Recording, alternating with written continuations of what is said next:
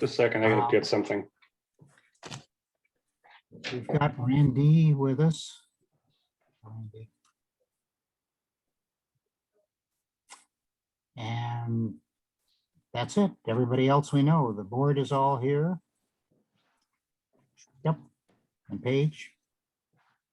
And so let's start the meeting. Item number one, well, item number two actually is approval of the agenda. Do I have a motion to approve the agenda? I'll move. Second, Roll call, Tina? Okay, any discussion, I guess, before you want to? Yeah, any discussion? Then we have Cliff. Aye. Pam, Aye. Diane, Aye. Val, aye. and Larry. Aye. And we've just had Teresa M. join us. Teresa, who are you, please? I'm a homeowner in Roseville. Okay, thank you. Teresa, can we get your last name too, please, for the record? Sure, McDonald. Thank you. And Bert Johnson is also with us today. Hi, Bert. Mhm. Hi, Larry. Okay, well, that was fun. Consent agenda. Do I have a motion to I'll move approval of the consent agenda. second? I'll second. Discussion? Okay, discussion? None? Roll call. Roll. Cliff, Aye. Pam, Aye. Diane, Okay. I had said I, or did you say Diane? I'm sorry. yep, Diane, Aye. thank you, Val, Aye. and Larry. Aye, Good, thank you. okay. Hey, Larry, just as a point of clarification, I noticed in the minutes, there was a question by you last month about, did we include the engineer's estimate prior to bidding the Ryan Drive and Keller Parkway? And it seemed like there was a question there on your part, and Aaron didn't know the answer for sure. We did include that through the question and answer portion. So that gets posted out on the electronic bidding site that's used. And so that was available to all the contractors before the bid opening. So I just wanted to clarify that. It didn't require any changes to the minutes, but I saw you had that question. Yep, thank you. The point was actually made that it's part of the public record anyway, because it's in our previous meeting minutes. I understood that. The reason why I asked the question is because it came up in the previous bid as something that I was just curious about, but thank you, appreciate that. Yep. And we've had one other person join us, Nora.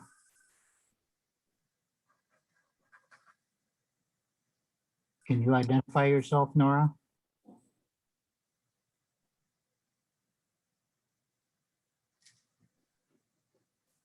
Can't hear us, I guess.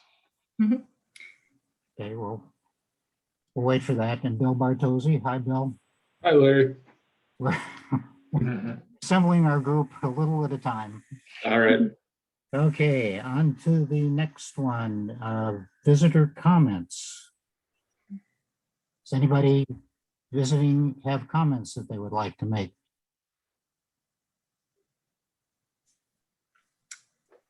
There he is, yeah. Bert, you're on mute, but Yeah, Bert? Yeah, thanks. Sorry, I couldn't get it up on my laptop. That's okay.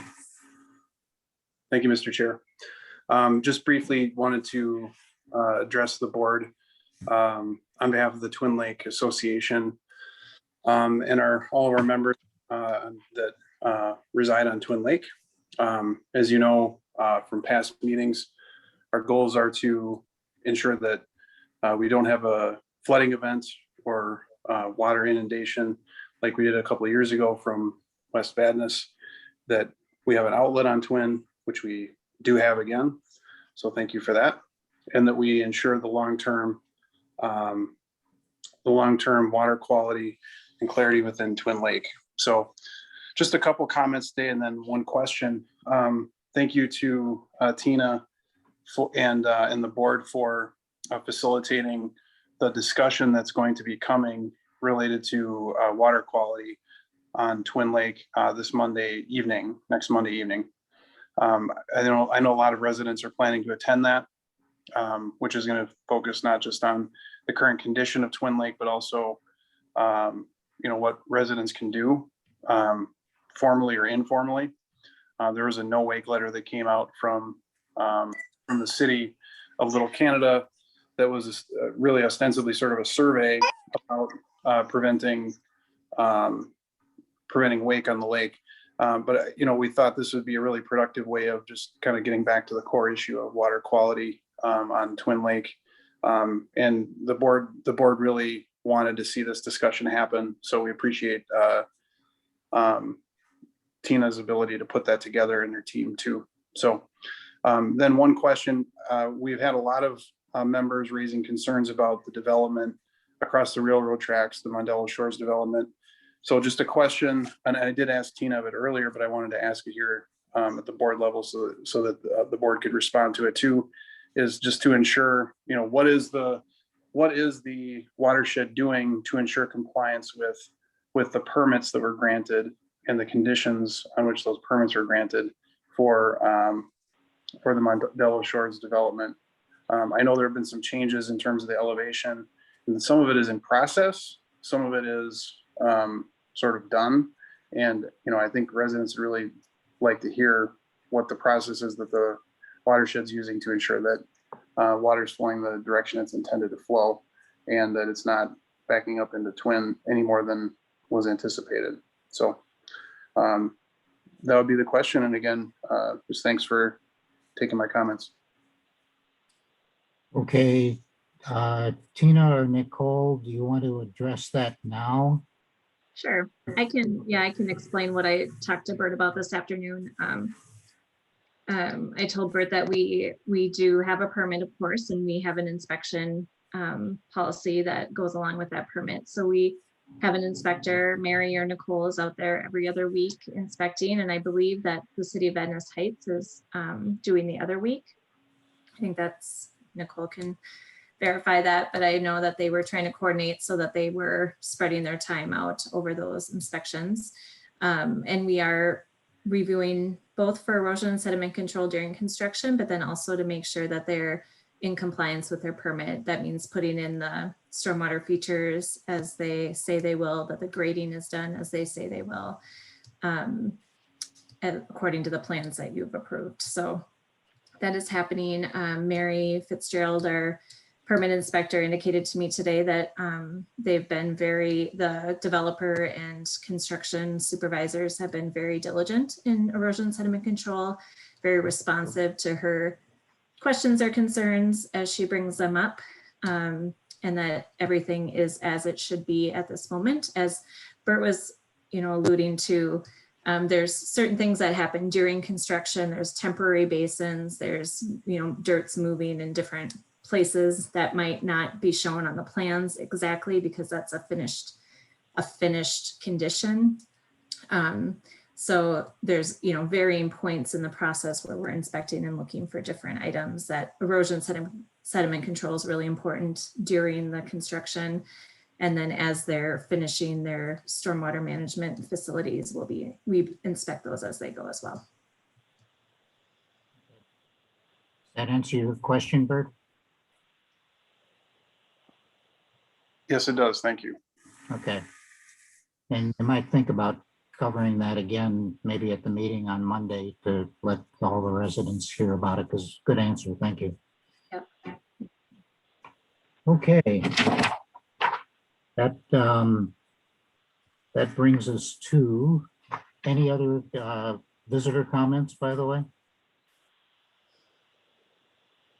We've had another person join. Melissa, can you identify yourself? Hi, I'm Melissa Elke. I live on Twin Lake. I'm also part of the Twin Lake Association, so just calling in to listen. Okay, thank you. Welcome. Larry, I see that Andy Waltz has, the Nora changed the name to Andy Waltz, and he's on Lake Owasso. Andy, did you want to speak to the board tonight? No, I'm just listening in out of curiosity Okay. Okay, tonight. Thanks. okay, thank you, Andy. Welcome. Yep. Thanks. I'm getting so many little pictures, it's hard to tell who's here and who isn't. And then just to verify, Teresa, did you want to speak to the board today? Thank you for asking. No, I'm also from Lake Owasso, and I wanted to listen and learn more about this. So Great, thanks. I think that's everybody. Okay, thank you. Then we move on to item number 5, which is the permit program. No applications, but we do have some information on the MS4 program update and enforcement action report, Nicole. Yeah, and we did have one permit application that went through on the consent for Tartan High School. Right. But yeah, I just wanted to provide an update on the MS4 program. If some board aren't familiar with what that permit requires of the watershed district, the MPCA just issued a new permit late last year. So they required essentially a new application from each permitted MS4. So we just recently got that completed and sent to the PCA, and we're waiting on a preliminary determination that that permit application is complete. And that kind of jumpstarts a comment period after the fact. Typically, the board's exposure to the MS4 program is through the MS4 annual report that is presented each June. So that is also coming next month, the regular annual reporting, but this general permit application is not something that's done every year. And in fact, I don't know when the last MS4 permit was issued. I think it's been a number of years. So just wanted to let the board know that we're on that, and to summarize kind of the more significant changes to the MS4 permit, in which the watershed district will have to make sure we're in compliance of in the following year. So if there are any questions on that, I can answer them. Cliff, go ahead, Cliff. Yeah, I see on the description of the permit requirements that there's a performance-based approach items related to bacteria, chloride, and temperature impairments. And I'm wondering what's included in our district. Do we have to address any of those? I think we have bacteria. Is it on Battle Creek? We don't have any bacteria impairment at this time. There's potential based on the Mississippi River that we could be pulled into a bacteria impairment TMDL, but that's not active at this point. So we don't have that. The chloride TMDLs, is covered through the metro area TMDL process, and the performance-based approaches for that are directed at our cities and counties. Okay, that's what I thought. Yeah. Yep. And we don't have temperature-related TMDLs. Okay. Thanks. Yeah, and I would just say that staff had made comments when the draft permit was out that some of these requirements, like related to illicit discharge and pet waste and salt storage, don't necessarily apply to watershed districts. Cities and counties are more traditional MS4s, so the PCA recognizes that. And we also had commented, and I think other watersheds commented as well, that we can't access private property unless there's an easement or an active or closed permit. So we're a little bit limited there, but we do provide a lot of education and outreach regarding pet waste and smart salting specifically. That's my question too. Any other comments on the MS4 permit? How about the action report? Yeah, I can Enforcement take any report. questions if you have any about meetings or some site updates. I can just say generally, we've had a lot of sites starting construction, which is typical this time of year, starting to do masquerading. So we've done quite a few initial walkthroughs with contractors this month, and ongoing site inspections for projects entering their second year as well. So it's definitely ramping up as far as construction activity around the district. Great, thank you. Thanks. Any other comments on this area? And this is just to double check. This is the walkthroughs that you did with respect to the permits. So it's like the White Bear Lake High School South Gym.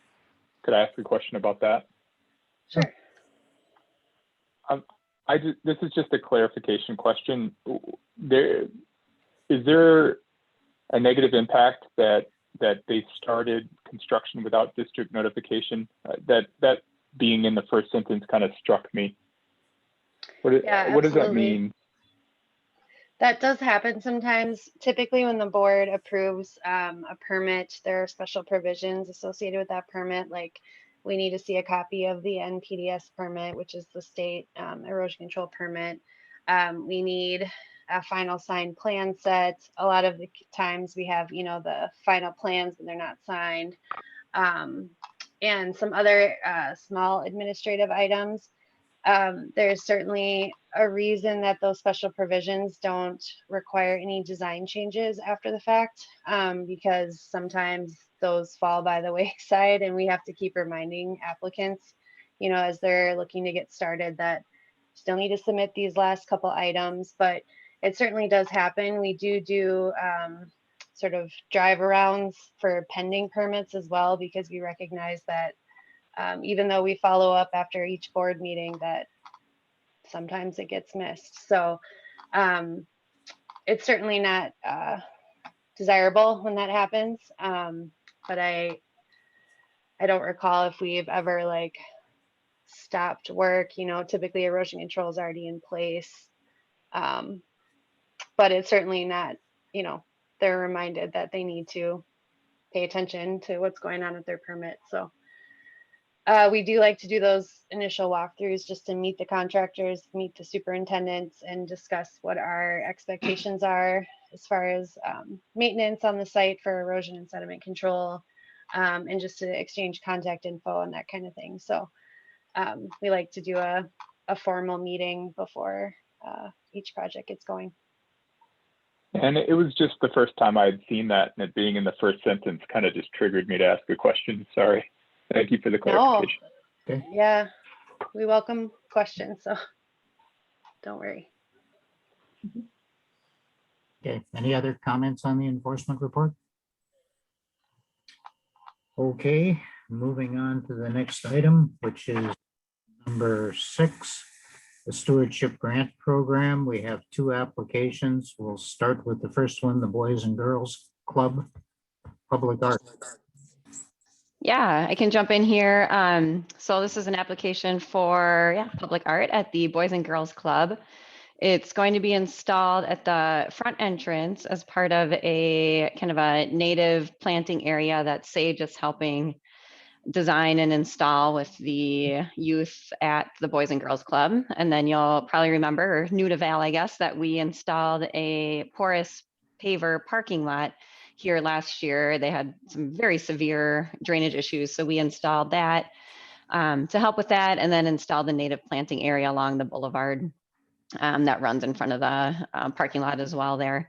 So this will help accentuate that. We're hoping to get signs in as well to highlight that portion of the project, which we do for all of our retrofits. So this public art piece would be in addition to that, to draw attention to what's going on out here.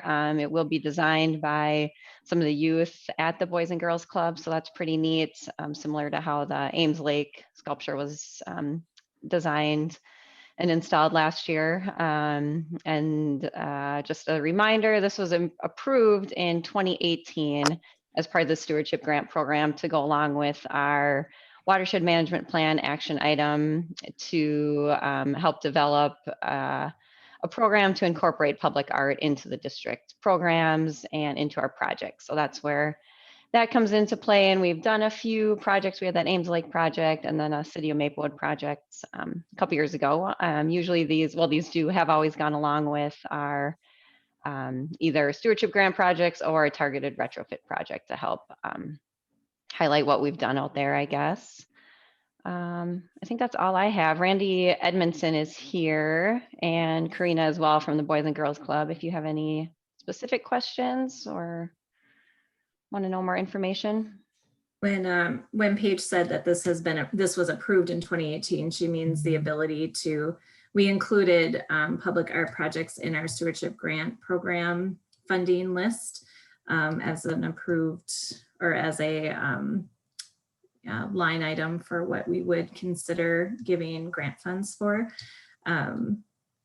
So that's where, and then that has been approved yearly as part of our stewardship grant program. I do have a couple of questions about that.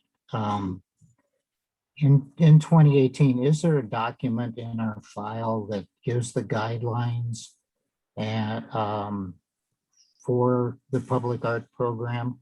I know I looked at the master plan, the 10-year plan, and there is an area in there. By the way, I found out that the search function in that works really well. There was in 2018, there was money, about $50,000 in there to develop a plan. Did we ever develop a plan? So we didn't develop a specific public art plan, but what we did was we presented to the board at the time, and was it for the 2018 year? So it would have been the end of 2017. Yeah, it would have been. You know, a plan to incorporate that into our stewardship grant program.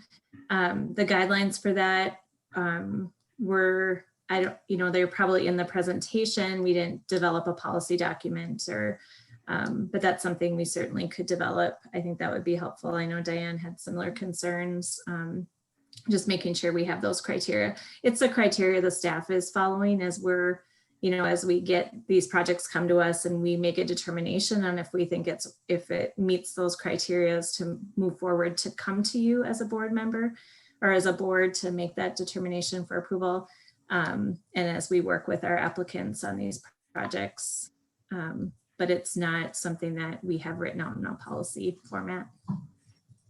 I think it would be, I personally think it would be a good idea to have it written down someplace so that we have a criteria. And when these things come up, because I'm not against the project we're talking about. It's more, all of a sudden for me, it kind of came out of the blue that it was there. Maybe it shouldn't have, but it did.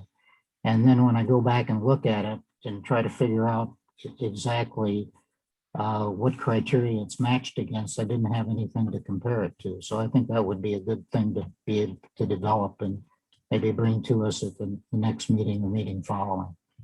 Sure. Yep.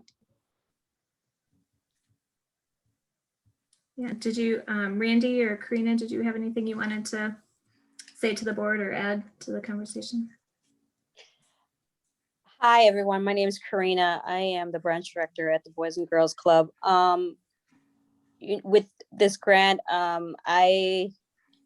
it's the Boys and Girls Club sits on a park that is dedicated to Officer Sackett, James Sackett. The park is dedicated to him, but most of our kids, at the time didn't know who he was. The statue was way in the back of the park, and we moved it to the front so that it's visible to the community, so that they have a visual. Okay, this person was actually a person and not just a stone back there, and we want to do the same thing with the garden. It's a memorial garden for the community. It's a reflection garden more so than a memorial garden, and it is for the community, for the kids that we've lost through the year. And I was thinking, what better way to connect the police officer, because of all this unrest, the police officer and the youth together. it could inspire, you know, our neighbors and our kids to really look at how we treat each other. And that's the whole entire idea behind it. And it helps keep the erosion. And Paige can talk about this, or Randy. Our parking lot used to be flooded because of rainstorm, and it was just a mess. And this garden will help with that as well, with the runoff and whatnot. So, you know, I've been here 20 odd years, and this is the first time that I've actually took part in a garden that will keep our environment, you know. I'm battling, I'm sorry. You know, it's something dear and to my heart, because it's a garden that will be received by our kids and our community as a whole, I guess, and hopefully inspire them to take care of the environment, and, you know, to really look at their neighborhood and appreciate the arts and the beauty in our neighborhood. I think, like Paige mentioned too, the signage will help tie everything together between Yes. our projects and the projects that the Boys and Girls Club are pursuing, to tell the whole story on the site. Yes, thank you. And thank you, Karina. But that's why I think we need a document, is to say just what you just said, is that it ties our mission at that location to this piece of art. So it's clear why the Watershed District is investing in public art at this point. I just want to say one thing. The Boys and Girls Club, with Karina's leadership and the other leaders, the youth leadership group at the Boys and Girls Club, we met the last few years getting ready for the Ames Lake, as we were looking for youth, East Side youth, and they jumped in wholeheartedly, and their youth group went through a tour of the wetland area of Ames Lake and heard the story of what happened and what that means to the whole watershed, as well as the connection to the people on the east side. And Karina got involved in that point. And so this opportunity to put in not only the paved parking, the previous pavers, but now this garden that moves up to the area where the children go out, and together with the sculpture that they are going to design as a youth group, that really reflects, as the youth artists that came from the Boys and Girls Club for the Ames Lake structures say, it connects them to their neighborhood, and it gives them a sense of responsibility as well appreciation for where they are growing up and where they want to raise their children.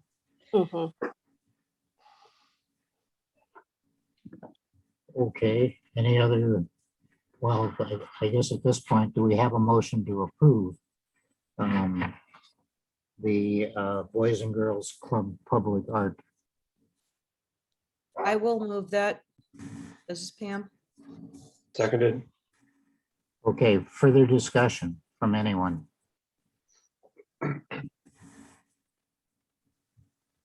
No? Okay, roll call? Okay, Cliff? Aye. Pam? Aye. Diane?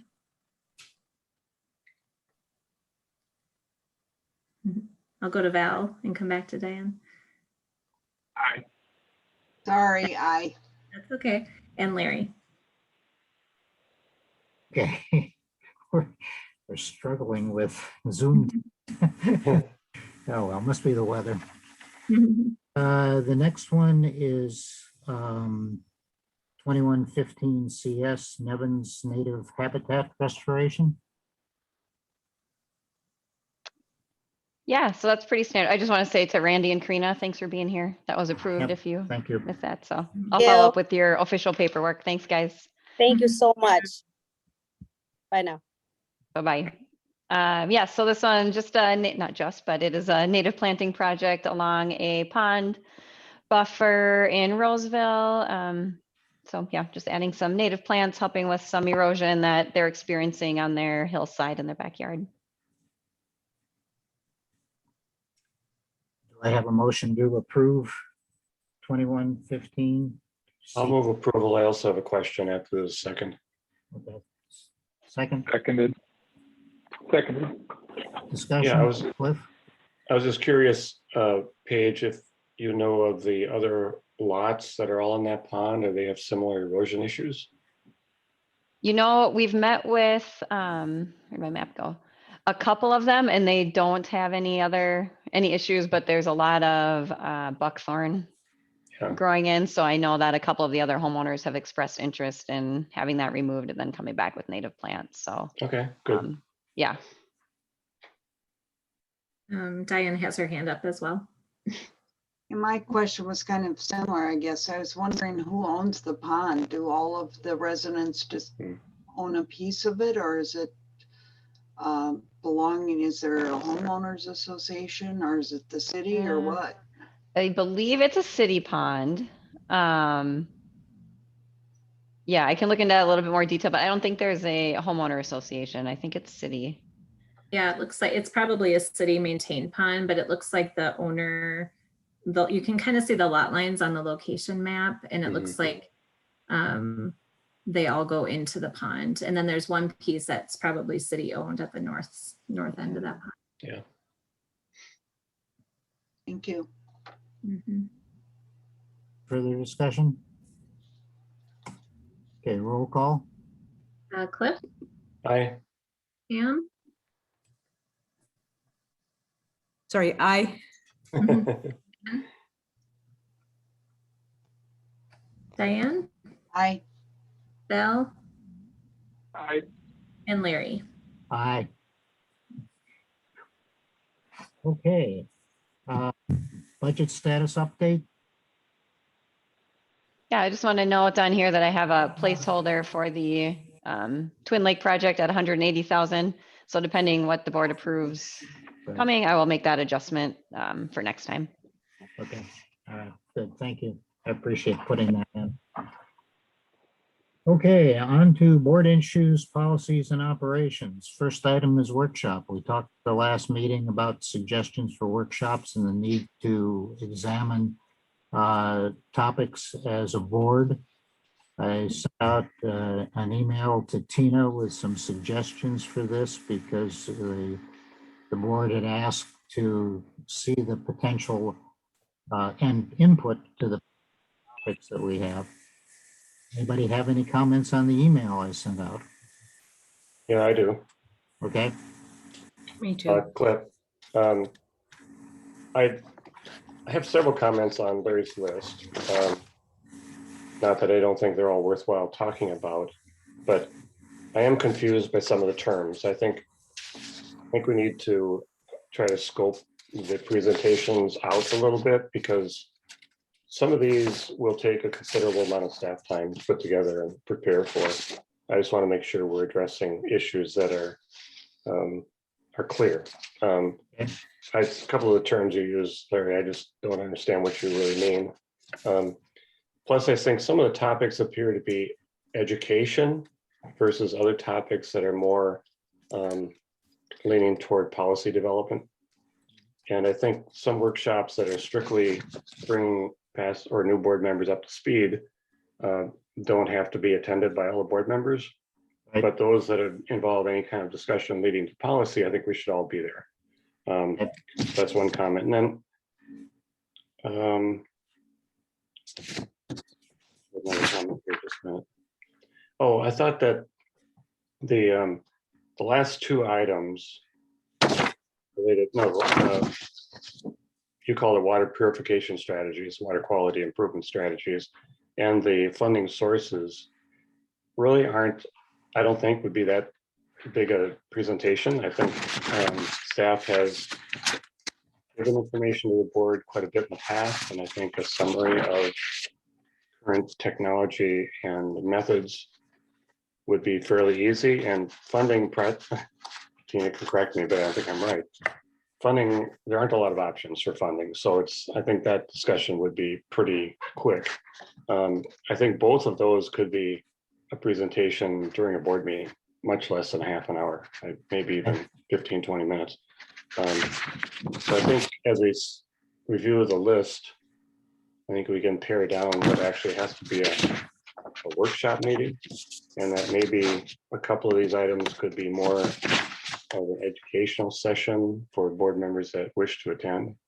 I would be particularly interested in, we talked about having a wetlands workshop, and I think there's enough information there that would be worthwhile. I also think the discussion on governance is something that is worthwhile. There's a number of issues I think we should discuss. So that's my 2 cents worth. I also, one other comment, I think I would prefer to wait until we can have in-person workshop meetings. I think some of these topics are difficult enough to discuss, and I think an interaction and being able to talk to each other face to face would be very beneficial for these sessions. Doing some like these over Zoom, I think, could be not very productive for me anyway. That's my input. You can debate that. Well, that's exactly what I was hoping. Feedback, and we'll get to Pam in a minute, is that what we talked about at the last meeting was getting together some potential topics and deciding what we wanted to do with them. So you've just done that. Thank you, Pam. Okay. Sorry. Didn't mean to Yeah, catch. I have a few comments too. They're pretty much in line with what Cliff said. But my first one was just simply, I request, like Larry, your ideas were presented in an email, and I would like to request in the future that things we're going to discuss at these meetings be in the board packet. I lose emails. I have a hard time finding them, and it would just really help me out, and I think might help others out too. Second, I agree with Cliff and what he said, only I was thinking about it differently. I was thinking that they could entirely be covered in board meetings. And frequently in the past, we've had, well, I was thinking about it, we'll back up. I was thinking like, it seems like what you're asking, part of it is like, just what is the information and what are our policies and practices that are in place? And I think that we could easily request staff and give them time to prepare a presentation on what our policies are on these issues and the practices in place. And then it would create us to be reminded or be informed if you are already not aware. And then it could create an opportunity if you want to change a policy or discuss it, then at the next board meeting, perhaps we could have set aside time to discuss if there's additional questions or discussion on policy changes. So for me, I think they could all be entirely done in board meetings. And then just finally, I think that Larry, a lot of these ideas that are being presented all seem to be coming for you. And I think I'd like to open it up to all the board members. You know, are there other things that somebody else would like to get more information about, or a policy they would like to question or discuss? And maybe have like just a open-ended, you know, anybody who has an idea, you want to talk about it, there's always the opportunity to throw those ideas in. That's it. Thanks, Larry. Well, I agree with that. In fact, that's what we said at the last meeting, was that the board members should feed the information in on topics that they would like to explore further as a board, and have at it. I fully agree with that. That's what I wanted. Apparently, I was the only one that has any needs, and I take your comments on this, and that was what it was intended to do, was to get the ball rolling, to look at areas that we want to discuss further. Now, when you talk about policy, you do have to be a little careful with that, I think, because again, a workshop is a place where I think, Tracy, you can stop me if I'm wrong on this, a workshop is a place where we set the base for having a policy discussion at a board meeting. And that's kind of the reason for bringing up some of these topics. I agree, some of the topics can be done at board meetings. They could be very short things. There may be an educational part to it, although I would say that there's benefit, I think, from having newer board members and older board members together in an educational session so that we can all learn from each other. But I also understand the concept of time and that sort of thing. So your input is exactly what I was looking for. It looks like a couple of topics here, the wetlands and the governance are two things that you would be comfortable moving forward with. We can look and we can work with Tina on how we would handle some of the other issues. And we're going to have a discussion later on in-person meetings. I agree with you, Cliff. These things would be a lot better to have in person for a lot of different reasons. Let's talk about that when we get to that section of the agenda. Because the other thing that we want to talk about when we get there is we talked about having tours.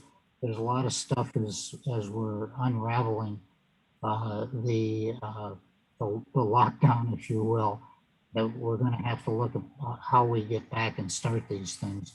And I also recognize the fact that some of these topics are going to require time to prepare. So we want to, I think what we want to do is set the stage for staff to scope out what it would take to prepare for this, because, you know, if it takes 3 months, we can't have the workshop next month. That's pretty straightforward. So I appreciate the comments from both of you on that. Anybody else, Val or Diane? Yeah, I thought the list was good because it was a collection of things that have kind of come up off and on. And I know I had asked to learn more about alum, not knowing much about that. And I kind of liked the way Cliff suggested handling different topics different ways. You know, we've done things like site visits before board meetings. Maybe some of the educational things we could just slip in a half hour before the board meeting or something. And those that want to come, just like the site visits, you can combine them. Other things we may need an hour or a little more for a meeting. So I think it depends on the topic, and if we're flexible, we can do them efficiently. And I just think all those ideas that Pam and Cliff presented already just fit together. Wow. So I have a question. Are there, which ones would be a good topic to cover prior to some pending future agenda topics? So I'm trying to think through what's coming up. So is there a budget conversation? Is there an update to the plan? Maybe there's some aspects here. Obviously, I have a couple that I really like on the list that we can maybe prioritize to have faster, right, rather than later. I'm not suggesting that they all have to be done ASAP, but like the educational ones, I really like the point of, maybe, obviously I'm biased, I'm new, but I found a lot of value from a conversation that I've had now with, you know, Cliff and Larry to bring me up to speed, and they had ins and outs that I missed. And then I spent an hour and a half with the modeling and have a ton of ideas on how to potentially use such a powerful tool in helping us target things and make that more robust. And so I would love to see how we could, maybe a way to prioritize these and say, okay, we should go after the wetlands first because we have this upcoming pending topic that we have to cover this year. That's kind of what I was thinking in my head. So is there a way to prioritize or get a priority from different people, or maybe a suggestion of priority from Tina and the staff on which ones coming close, like have an agenda topic that's relative to these pieces here? Yeah, I mean, I certainly can work with you all to look at that. I don't see anything that's, well, eminent necessarily. I mean, I think like you've all said, the wetland stuff we've had wetlands things come up throughout the years that have led us to desire that workshop. I think because we've been waiting the longest on that one, that's probably one of the first that we should focus on or prioritize. I think from my point of view, as we've been talking through this, there are a number of these. I think we could include memos or presentations in board meetings in the future. For instance, the Beltline Resiliency Study and ranking of projects. I think that, those are updated to you every month on what we've been doing, but to have a kind of a all-encompassing look at where we're at in that process. I mentioned to Larry a visual tool, and I know Val, you like the visuals too, to kind of map out how that's looking and where we're at in that. That's something we can include in a board packet fairly easily. I think the water quality strategies, we bring those to the board as we are proposing projects as we move forward.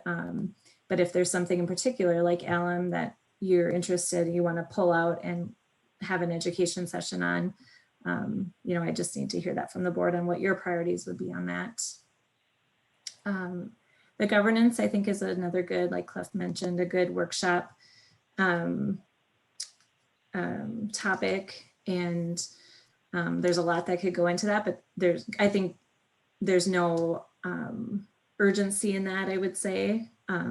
But again, it's just good to get the board together to talk about those topics. So that was kind of my roundabout way of saying, I can take a look at it and look at priorities, but I'd want to hear from you all on what your top topics would be.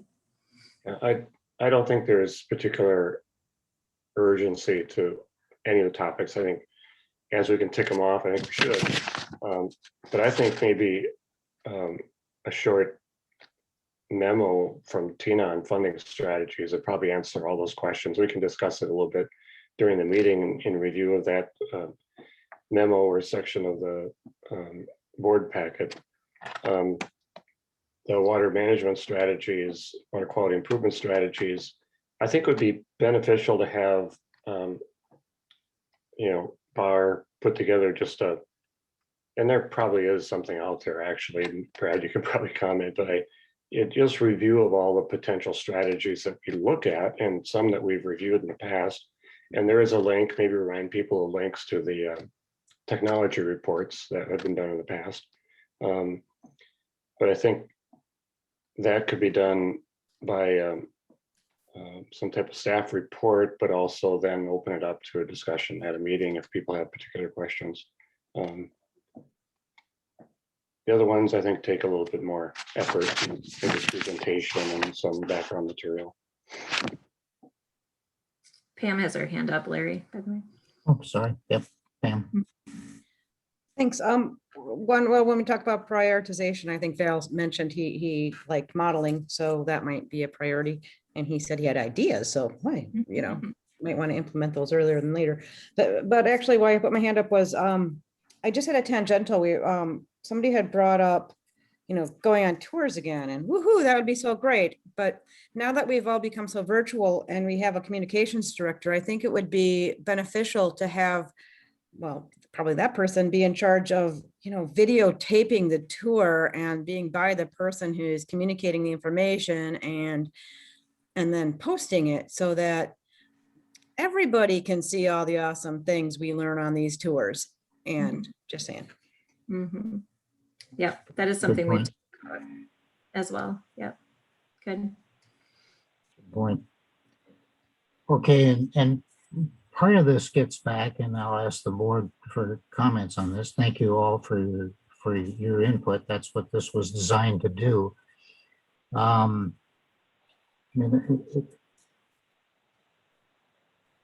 I guess the next step would be, I would hope, that if you have ideas of other topics, send them to Tina. That's kind of what we had hoped would happen to this. Comment on the ones that have been presented at this point. Yay, no, you'd like to do them. And we'll give Tina the unenviable job of pulling this together and getting back to the board for the next meeting. A little part, and we talked about this at the last meeting, a little issue is that we only meet once a month, and in doing that, you kind of lose continuity sometimes with these discussions. So the idea here is to try to get a continuity, probably through Tina, so that we accomplish something between board meetings and then can go back to it at a board meeting. So I guess I would ask at this point for the board members to make any comments back to Tina if you want on the topics. If you need clarification, and it's a clarification on something I've said, you can ask me and I'll give you as much information as I can. And then see if Tina can pull this together, new suggestions along with what we have here. And we'll look at it the next meeting and see where we go from there. Does that sound reasonable? So when you're, Do you mind? oh, go ahead, Val. Do you mind if I ask for? I'm going to probably send in. Here's my top 3 that I think would be really important. Okay. Could we add that to that email communication to Tina? Okay. Sure. Yeah, tell me your top 3, and then what you're asking, Larry, for me to do is to have a document essentially that takes this information, prioritizes them, maybe even schedules them out a little bit to see when you might see that information and in what format, depending on the feedback. Yep. Okay. That's our job, is to give you more work. Sounds good to me. Okay, good. All right, is that fair for everybody? Okay. I'll just add too that I'm always open to you sending me ideas for things that you want to know more about or you think the board would be interested in hearing. So it doesn't have to be just this one time. Always feel free to contact me about that. Right. And the idea behind these are things that are not application specific. They're more about policies and information that the board uses as a general guidance, rather than, okay, we need to look at this permit and how do we look at the wetlands on that. So that's the whole idea behind this. I wanted to follow up too on your comment about, so I think, and Tracy can correct me if I'm wrong, but you can discuss policy thing. Yes, you just can't make decisions at workshops. Yeah, that's fair. I agree. I just wanted to make sure that it was clear that we weren't going to set policy at the workshop. And you could call a special meeting. So if you think you're not really getting something done at one meeting a month and you want to call a special meeting, you could always do it that way too, at which then you could take some official action. So it really depends on the need for a meeting outside your regularly scheduled time. I would just pipe in though, if it's an informational meeting and only you have to have, if you have like 3 board members there, you have to be careful about talking about things because then you're breaking a rule too, right, Tracy? Well, yeah, but I'm assuming this meeting would be published and noticed and open to the public. Right. Yeah. We would notice all the workshop and information. Yeah. And same with you're absolutely right, Pam. We notice the tours as well, just so the public knows where we might be congregating.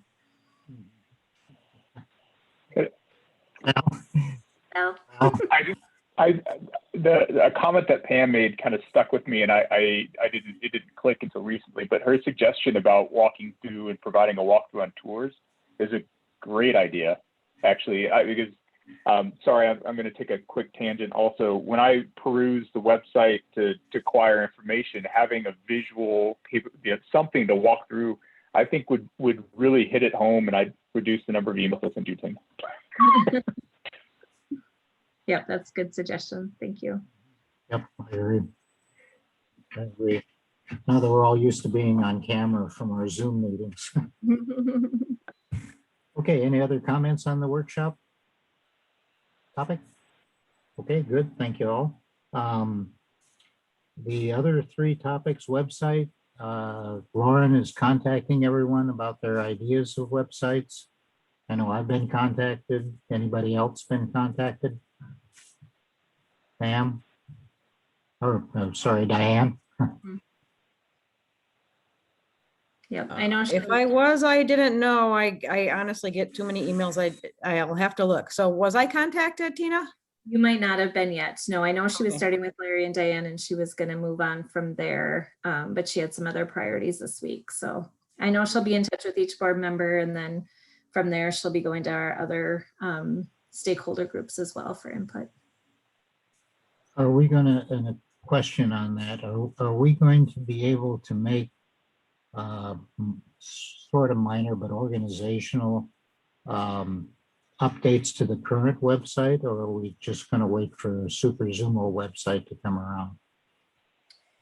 Well, we always can make small changes to content. We don't have a lot of capability right now because of size of the website to add pages. We're trying to navigate some of those intermediate needs. But most of the feedback that she's receiving from you and from our other stakeholder groups, she'll put together and then make some decisions on what needs to be changed in the future. Any other comments on the website from anybody? Nope. Okay. Tina, should we send comments to you about the website, or should we send it to, what would you prefer if there was comments? Yeah, if you have comments, you can send them to me and I'll send them to Lauren, but I know Lauren will want to probably have a conversation with you at some point about the comments so that she can make sure she understands but if you have things, you're welcome to send them to me. And after she gathers all of this, it would be very interesting to see kind of the compilation. If there's themes or things that are priorities or whatever, I would like to see a bit of a summary before it's sent out for some super duper redo. Yep, that sounds good. I know she'll be putting that together as she formulates her plan for what changes need to be made or want to be made. So I can definitely share that with you. Thank you. Any other comments on the website? I put down the categories. We're coming up, believe it or not, to the budget system again. And we do have a couple of issues we've looked at, like our donation to the Phelan Creek daylighting project, which are a little unusual. I'm thinking of this, that we need to probably have a category for things like that.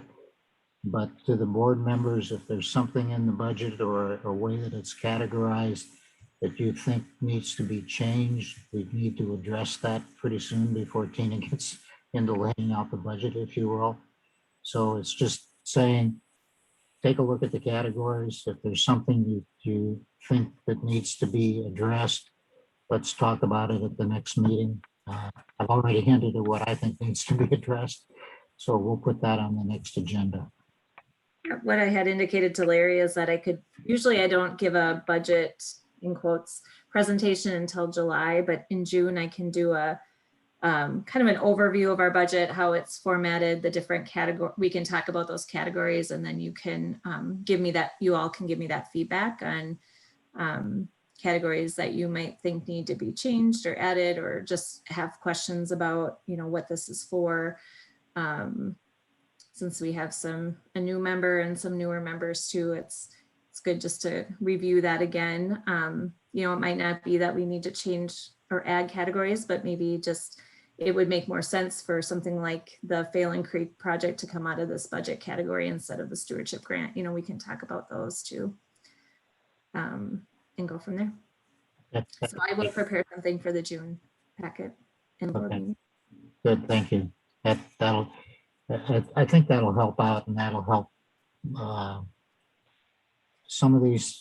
know some of these things dynamically happen, but it's just a good chance to look over the categories and say whether they still make sense to us. And the final one is communication terminology. We talked a little bit about this at the last one. I would just like to see, and I talked to Lauren about this too, if you have creative thoughts about ways to better communicate to the outside world, we're going to get, I think, a lot more community interaction and terminology. We went over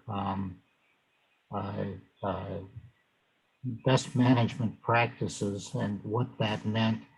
And it is an industry term, I understand that, but it doesn't always resonate.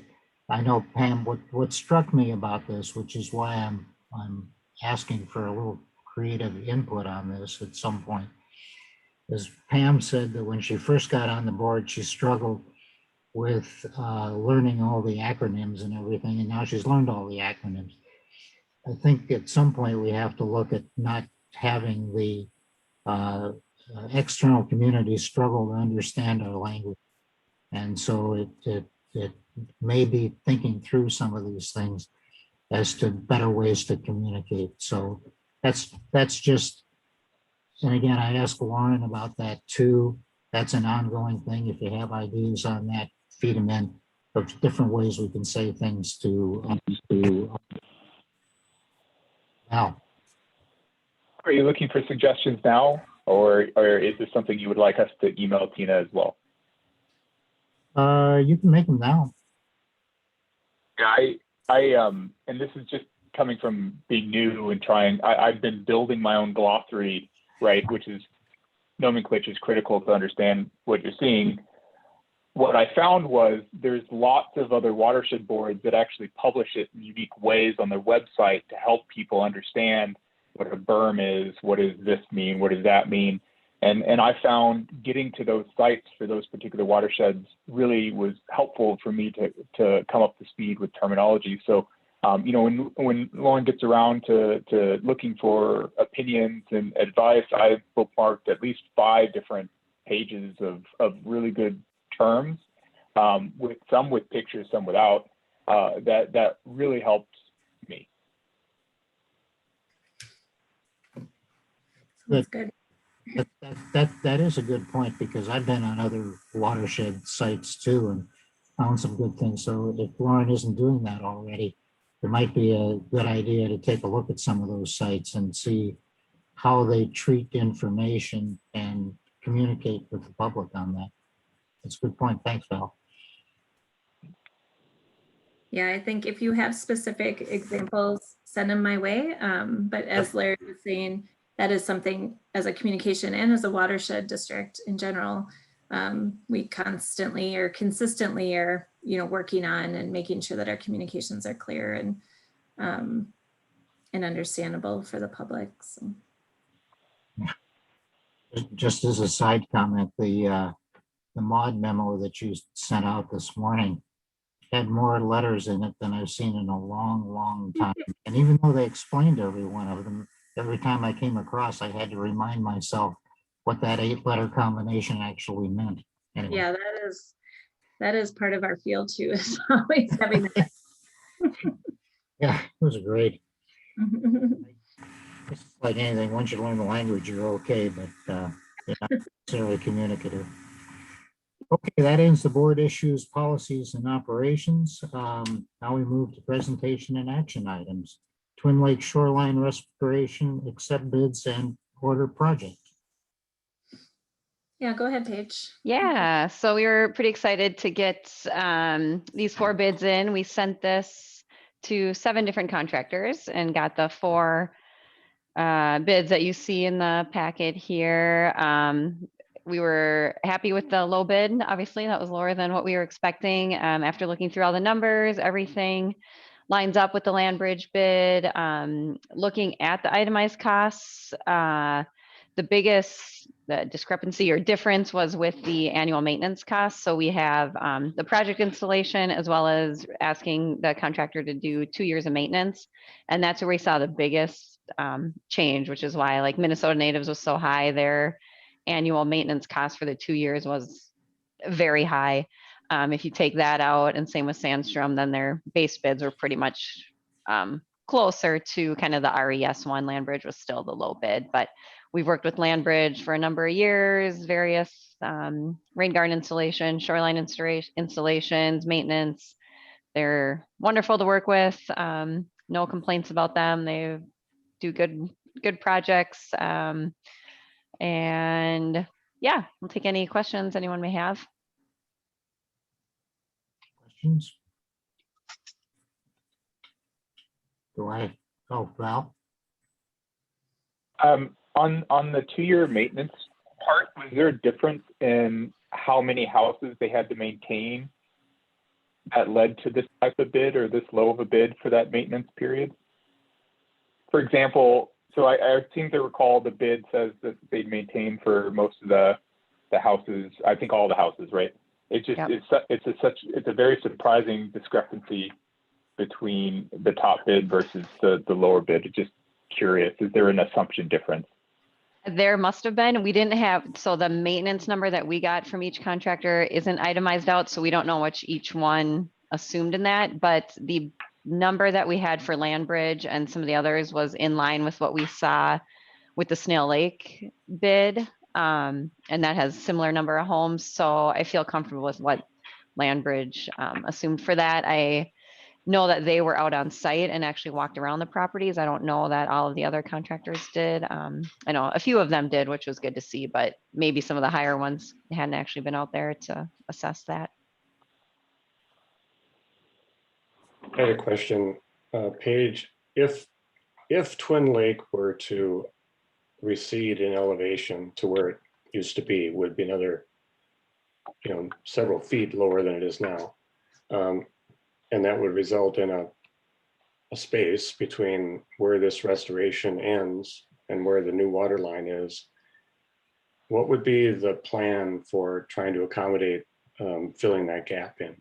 Yeah, thankfully we are dealing with that on Snail Lake. Not quite as dramatic as that, but so that's why we factored in the 2-year maintenance plan. So we have kind of a flexible planting plan. Right now, we don't even actually have a planting plan. We have a plant list. So as the contractor gets ready to plant, we'll look at the water levels and pick the plants then. We try to use plants that are a little more flexible and can tolerate those water level changes. And then over the next 2 years, we will fill in plants. And what if it's 5-10 years down the road and the lake recedes, and would we go back with a new grant application maybe and repair those areas? I think we could. Yeah. Yep. I know we have, like, for some other projects, people have come back and kind of want to refurbish a rain garden or whatnot. So I think that could fall into this. Hopefully, if the water recedes slow enough, those plants can move along with it and fill in those spaces. Yeah, hopefully. Mm-hmm. I will move that the board award the project, the Twin Lake Shoreline Restoration Project, to Land Bridge Ecological. I'll second. Further discussion? May I ask Tracy, or may I ask you a question, Tracy? Since this is picking a contract, do I have to abstain? I think since you have some personal benefit in regard to this, I understand that the underlying issue is whether we want to grant the contract, but granting the contract, Val, does give you some personal benefit if your shoreline is being impacted. So I think it would be wise to abstain.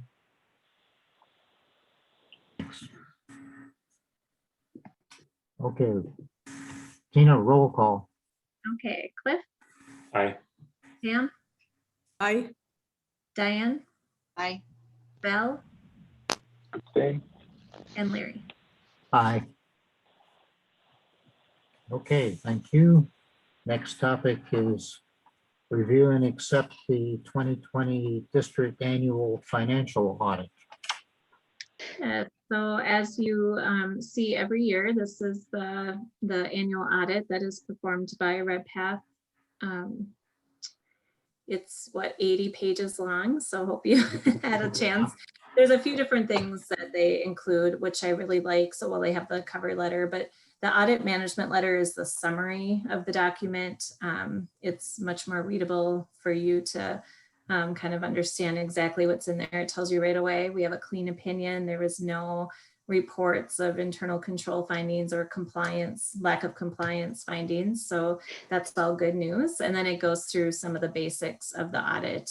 And then the last document then is the full with all the papers and schedules that support that information. It's already been finalized and sent to Bowser and to the state auditor, but it is still your opportunity to ask questions and then accept it for the district. Okay, we'll start. I'll move to accept the annual report. Just for discussion. I'll second. Seconded. Pam? Okay, discussion? None? Everybody thoroughly understands it, I'm sure. Absolutely, yes. Okay, roll call?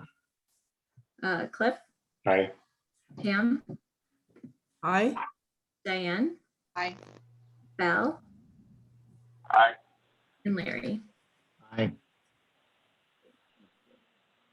Okay, item C is presentation protecting the long-term viability of district investments. Brad and Dave. Mhm. All right, thanks, Larry. Tina, would you like me to try to share my screen and move through the slides that way, or did you have an alternative? Nope, I think that's probably the easiest way. Then you can Well, maybe. the file size is quite large, so hopefully we'll be successful here, but let me see if I can't get it up here and let me know. You can probably blame me on photos for making it a little bit larger. Yeah, we can see that, Brad. You see that all right? Okay, good, good, all right.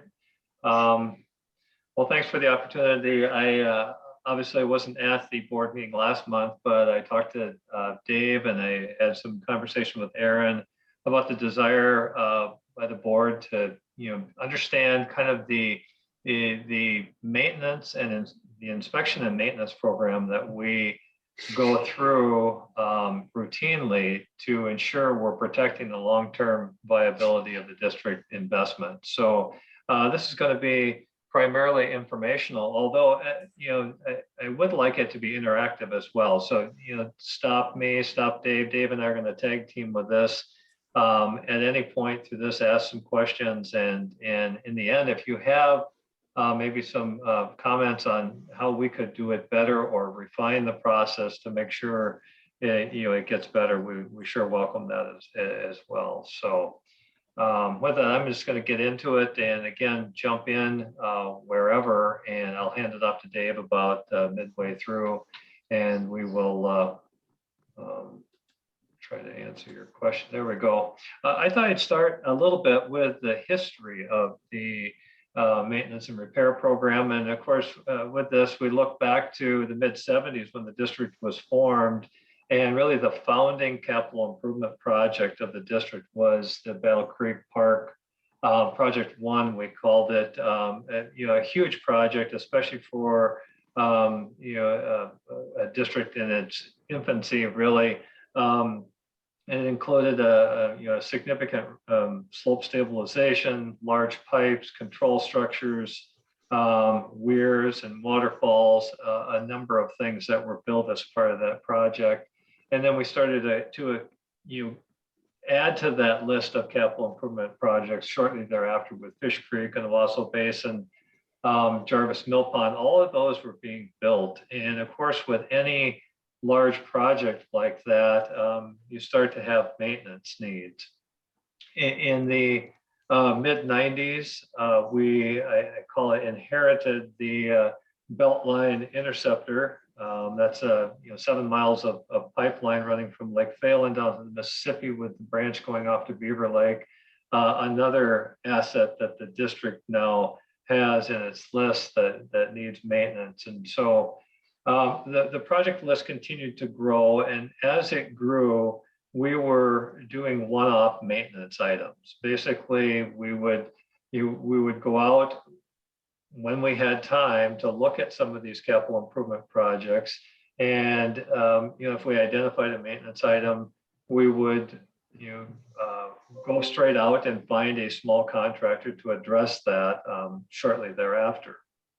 That got to be quite a bit of work, meaning we were doing a lot of these very small engagements with a wide variety of small contractors. And at one point around the turn of the century, I think it was about 1999, and Cliff, you can jump in here if you recall differently. One of the contractors said, I think it would be in the district's best interest, and him as a contractor too, to start packaging these up. He said, I think you'll get more attention from bigger contractors. I think you'll get better pricing, and I think you'll have an attractive project each year that contractors will be interested in. And so, about in that time, we started to develop an annual project, which were a collection of all these maintenance items. And we've been doing it for, approximately 20 years now, a little over 20 years, and it's been well received. About 10 or so years ago, we added to that program and started reaching out to our member cities, who we saw had an issue with their pond cleaning, their MS4 communities where they had, the many stormwater ponds that were accumulating sediment, and they just weren't getting to that as a part of their normal and routine maintenance. Well, the district has an interest in those ponds performing as they were originally designed. So we saw that issue or that problem. We started reaching out to the local communities and said, we have this annual maintenance project. If you would like to add your pond cleanings on with that, we will facilitate the bidding process and oversee the construction on your behalf. You would just have to reimburse the district for those construction costs. So the program, the maintenance program grew a bit, one, to provide a service to our local communities, but also to help promote the goals around maintaining water quality throughout the district and ensuring that the system that was built by others was also doing the job we had hoped it would or had intended it would in helping the district meet its goals. And so every year Dave sends out an email that's similar to the one shown on the screen that basically reminds the cities that we're doing our annual maintenance project, and if you have ponds that you'd like to include on this list, the district will help you get those done. Of course, the cost savings to those individual municipalities is, the district is really funding the administrative costs that are associated with going out for bids, putting together a plan set, and then overseeing the construction element. So it's attractive from a cost standpoint for them, but also, they just didn't have the human resources to get these done either, because they didn't have staff that were available to do that. So yeah, I think when we first started with this one too, there was some hesitation with some cities because it was almost too good to be true. Like, we can just give you a pond and you guys will take care of the logistics and go through it, and then we just kind of write the check at the end of the day. But as the years go on, usually cities now have ponds ready for us to go and to be added on there, which is real nice. And then we have to maybe turn some away eventually when we start getting that cubic yardage up a little bit, depending on the contractors. So it's turned out to be a real nice program, and I know a lot of cities enjoy having it on there. So our program is essentially that as it sits today. So when we bring those plans to you in the fall and we talk about that, they oftentimes include those pond cleanings that we were just speaking of, and many of the maintenance items that we've accumulated throughout the year.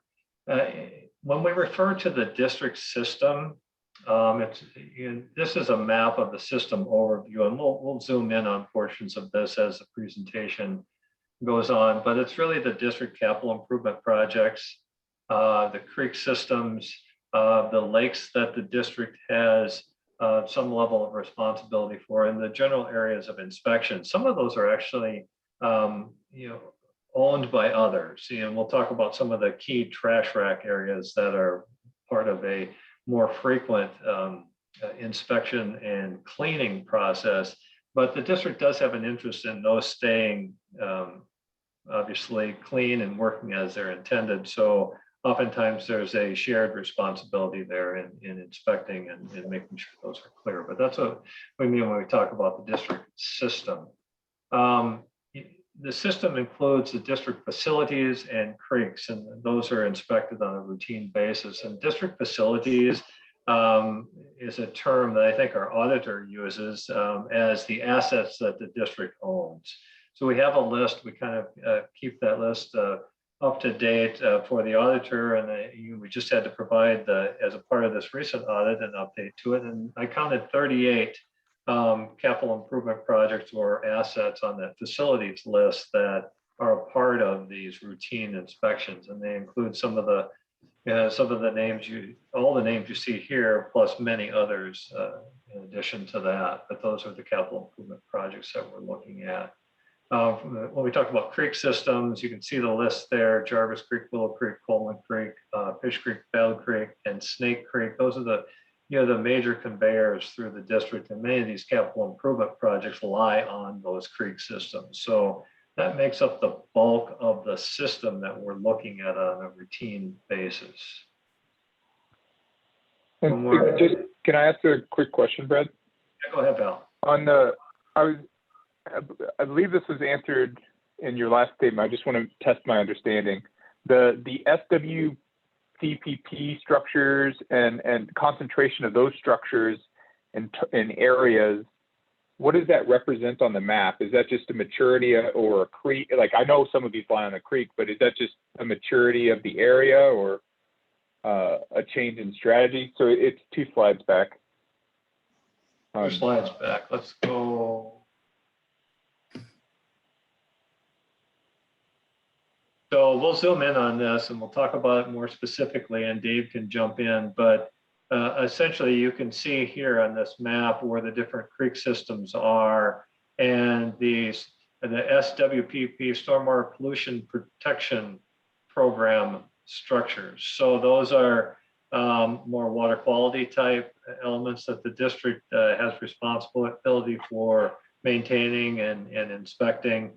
And as you can see on the legend, where the receiving water bodies are and the outlets are listed, and the orange circle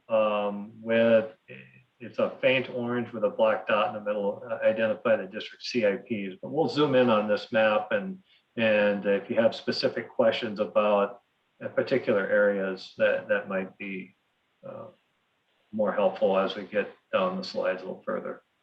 Well, Brad, the reason they're concentrated like on the creeks is because those are where pipes and structures are bringing water to the creek system. So we're inspecting that for erosion and making sure that those are functioning as they should. Yeah. They actually mostly aren't ours. They're probably other people's pipes that are coming into our creek system that we're inspecting. Yeah, and as you can imagine, where these pipes discharge, there tends to be a lot of turbulence and a lot of energy that's in the water, and that can tend to scour underneath the pipes where they outlet. The pipes can start to pull away from the previous section, or the bank can slough in that area. So they're really part of some important inspection points that we look at. Looks like Pam has her hand up here too. Yep. It looks like. Yeah. Before we go to Pam, Val, did that hit kind of what you're asking? Yeah, I think that helps my understanding, and I can hold more detailed questions when you zoom in. I think that's appropriate. Okay. Pam, go ahead. So just a tangential on, we talked about the website earlier, and I really like things like this on the website when I want to find information, and I really like when I can zoom in on them, and like you're going to do for us in a moment. So I'm just piping in that now. Okay. Yeah, I believe all this information can be found on our interactive map. That's on our watershed map page too. So maybe we can demo. A lot of it is. So you can see.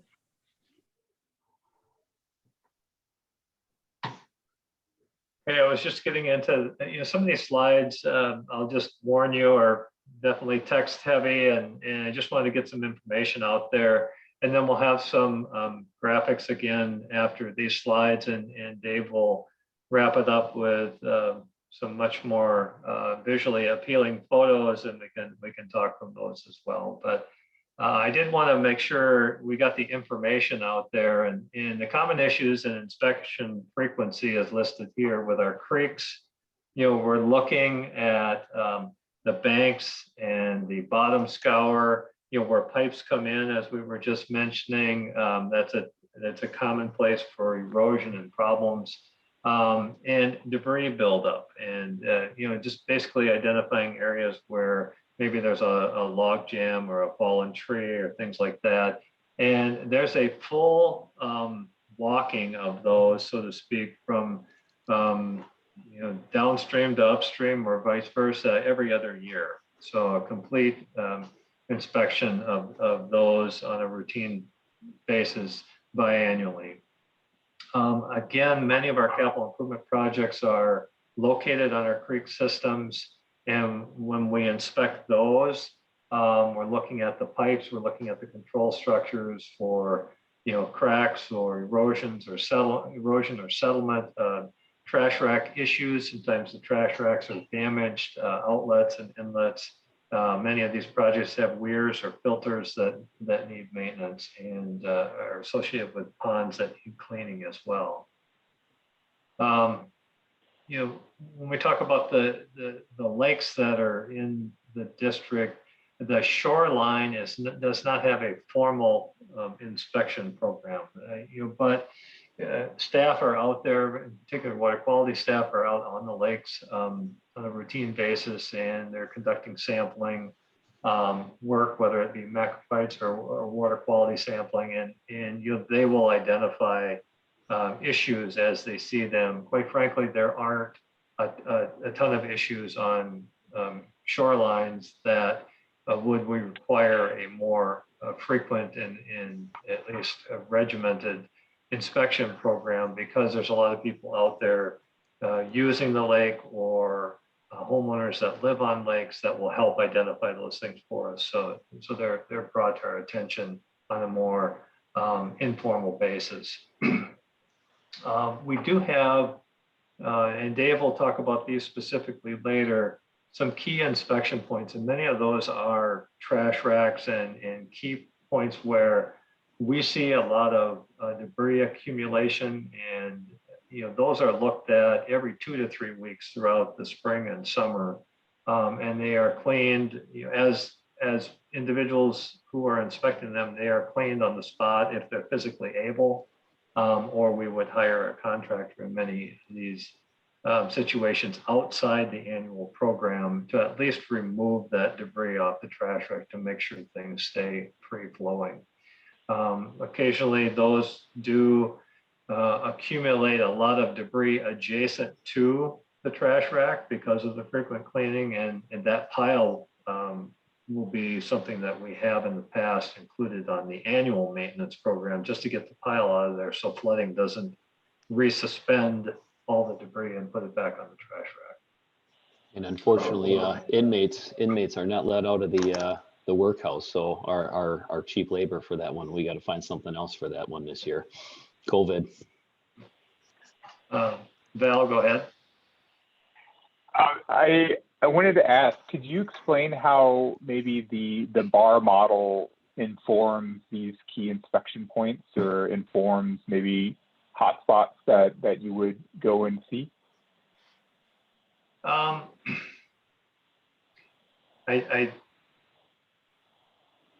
wouldn't say there was a bar model per se Yeah. that would have these that we would inspect. These are sites that the watershed owns or knows about.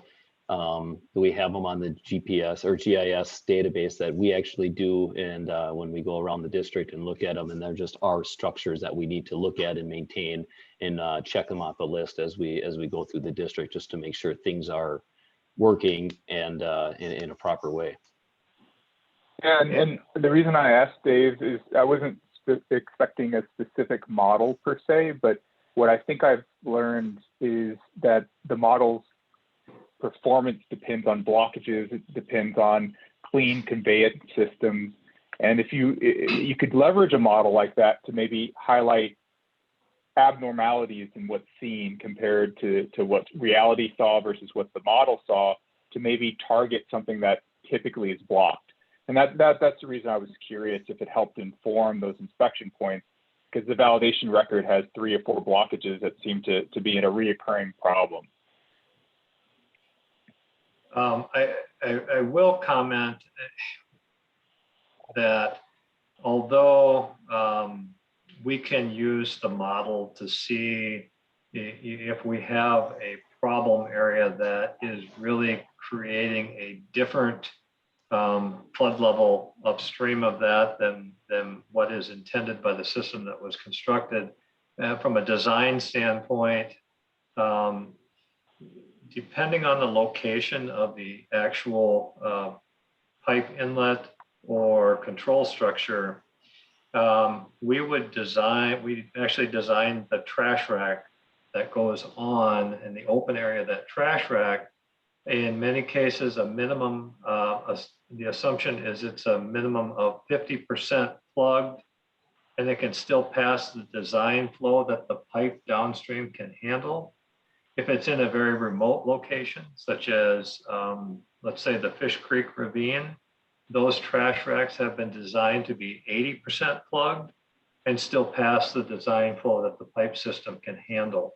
So it's more of a design element and not so much a modeling exercise that we use there. And it's based on our judgment of where it is located, and historically the standard practice in designing these systems is typically 50% plugged or greater, and make sure that you take that into account when you design these certain situations. So yeah, and with these too, I know the trash racks are on strategic spots where the outlet structures, and because a lot of our stuff is storm based and event based, that water in a creek or in a little pond, if it's been a week or two, no rain event, vegetation will grow up, somebody will throw a log in the stream, that storm event will hit, and then kind of flush and wash all that stuff on those trash racks. So it's kind of a routine that they do need to be, or a lot of them need to be checked out almost after every event, just because of that. It wouldn't be like you could get ahead of a lot of these by just going out there and cleaning, because then the next storm event, that aquatic veg or one stick that comes up and hits her sideways or something along those lines, it simply needs to be removed. The nicest thing would be to get rid of the trash rack, to be honest, but then you start running into safety issues, and then people end up in pipes, and you can't do that. So that's kind of the day-to-day maintenance of that kind of stuff. It's just a never-ending battle depending on the storm event and the rain event that comes through. yeah, and in certain situations we can go without a trash rack, and I think you'd have for the larger diameter pipe systems, that makes sense, because any debris would flow through it or have a good chance of flowing through it, especially if it's a large diameter pipe and it's a relatively short section. But where we're talking about these issues being a problem is the sections are longer, the pipes are smaller. So removing the trash rack to minimize what we would collect on it will only cause a maintenance problem inside the pipe, as some of these logs are pretty good size that get transported down the system through flooding or people throwing things into the creek. Diane, go ahead. Yeah, I had a question or comment that relates to this key inspection point and frequency issue. And that is, I understand the regular schedule, and then you have a special storm event, which knocks stuff around and will cause more scouring. But as we do some of these CIP projects, we're changing the soil and shorelines and creeks and things. And what I've observed in several areas in the district is that for a while after that, it takes some time for things to kind of settle and to firm up again. And there's everything from sandbars or gravel bars that are formed based on increased flow, from installing them to the creek beds. You had to scour out twice the area between Badness Boulevard and the A6 pipe because that's just kind of natural. Some of those takes a while to settle. So is there a plan to do extra inspections in areas where you've done work? Like this year, I would think Jarvis Creek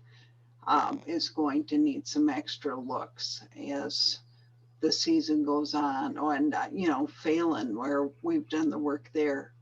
So that's kind of related. It's not storm events, but it's not a regular thing either. But we do impact the soil, and that impacts the drainage. Yeah, I think that's a fair point for sure, because there is the recovery process when we do make changes to a system, and it's a great example. The lowering of the outlet of West Vadnais, we did have to go in there a couple of times, and you know, I do anticipate that, you know, most of our projects, our capital improvement projects, are when we do significant work in an area. I think that does, you know, not only will we go back in and review it before we close out the project, but it is a point where maybe we could add that to a higher frequency for the, you know, first year after construction or something like that. Yeah, and I think one advantage of working in kind of the high urban watershed district, and you got a lot of people around, is well, you have a lot of eyes on things, whether it's people walking past, whether it's city people driving past. So not only am I looking at it maybe more formally, but others are out there looking, and we do get phone calls if they kind of notice something looks weird, or somebody's walking their dog and guess like, gosh, I haven't seen that over there. That water's over there before. So you do get a lot of those calls, which then prompts a secondary inspection or something to go out and just take a look, see and see what you see. All right, and then the last bullet here, and of course, this isn't part of our annual project, but it is a significant maintenance item, the Beltline interceptor. We have a formal full inspection of that pipe every 5 years. There's a standardized method that we use, and you know, to document and to evaluate the cracks and the invert erosion, joint separation, different issues that we see in large tunnels. We are due for that, I think, again, help me, Tina, is that 2025? Did we just wrap up our last round? And no, it's We'll have sooner to than do that. one here soon, I think, for another NASCO. Yeah, I think NASCO. next year we'll need to do the inspection process. Yeah, okay, so we're coming up on that. But as you might imagine, again, that's a 7 miles approximately of pipeline. You know, in some places it's 20 to 25 feet below the ground, and it's you know, very large diameter. So you're walking this and you're documenting with flashlights and safety gear and above ground safety personnel. But that's a significant part of the inspection process too, that the district goes through on a, you know, routine every 5-year basis. I think it takes about 13 to 15 days underground to complete that. I mean, you don't like to do it much more than 3 days in a row. It gets to be a little long when you're underground in pipes for that long. So we'd like to spread it out over a couple of weeks. Right. You know, just, you know, for many of these, and this is really outside this doesn't include the belt line, but for the other inspections in particular, like the creek inspections and the CIP inspections, oftentimes they're 1 to 2 person field visits. Yeah, we're who's ever out there, and sometimes it's Dave, sometimes it's bar staff, or a combination of both, Dave and Carrie in some situations. Now, IDing each of the issues based on the field observation, and you know, evaluating those based on experience and judgment. They're taking photos of each of those, and they're recording the issue, and that gets documented in the district GIS system. We're assessing the urgency of the repair, because as you can imagine, in many of these situations, they're quite remote. And if there's something that appears as though it's not urgent to repair, it may be something that we'll just watch, because the damage that is done, basically the disruption that's done to get down through a remote area down the creek bank to possibly remove a tree or fix an erosion that isn't active, but it's obviously has eroded, it may not be appropriate to do that at that time if it hasn't stabilized and it's not causing a problem. So we're assessing that as we go. And if it's district staff out there, oftentimes they'll connect with bar staff and we'll discuss these as we go, just to make sure we're really balancing those two items. And then, of course, as we collect these, then they go on to the annual plan set, and they get a repair gets designed into that plan set, and we go through the bidding process that I alluded to earlier. The staff involved with each of these different inspection efforts. Now, the trash racks, these are the key inspection points, and again, Dave, you can mention the specific ones later on that slide, but it oftentimes is the water quality staff. Eric Cordy and crew are out there and they're dealing with these on a real-time basis as they see things. The creek inspections, every other year, it's Carrie and Dave really walking each of the creeks. Sometimes there's a follow-up by individuals from BAR, but that's where they're doing the GPSing of where the particular issue is located, photo documenting and recording those issues. The CIPs are a variety of BAR staff and Dave looking at those. And again, the BAR team is Greg Nelson, Gareth Becker, and myself.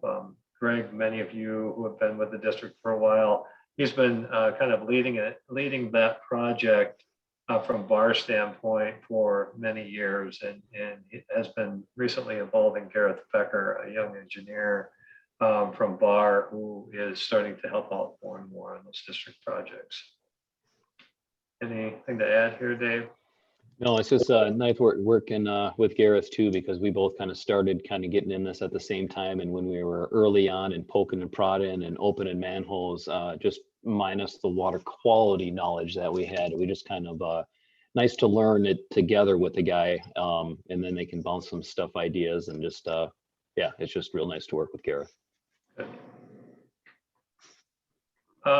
Just one little bit on evaluating each of these issues, not just say, of course, I've been with the district since the late 80s and been involved with this maintenance program, throughout all the years. I use the term rarely, but I wanted to say, I can't recall a time there's been a maintenance issue that has been delayed or constrained by budget.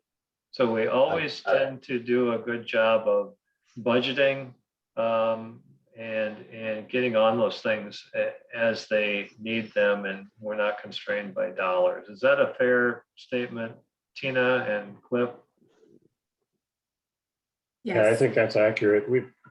In the budget development process, we've always tried to anticipate the next year's program and make sure that there's a levy of adequate size to deal with what we see coming up. And we can do that because we've done the inspections. We're in the preliminary stages of the plan set for that by the time we have to approve the budget. So we've always allocated what's necessary. And one thing I really, go ahead, Tina, sorry. I was gonna say, we always include a contingency or some extra funds so that when things do pop up that we don't want to wait for the next year's project, we can act on those as well. Which is really nice with sometimes how we do the inspection kind of late summer, early fall, and then we can kind of complete everything, compile everything.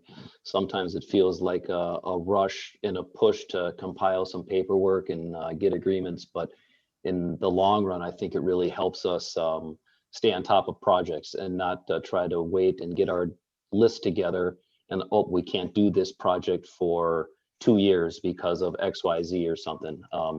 Sometimes, you just feel the push in the staffing and the permitting and trying to get things through and making phone calls. But in the long run, I do think it is a better run program, and just we do more by being able to stay on top of the problems and get them done fast.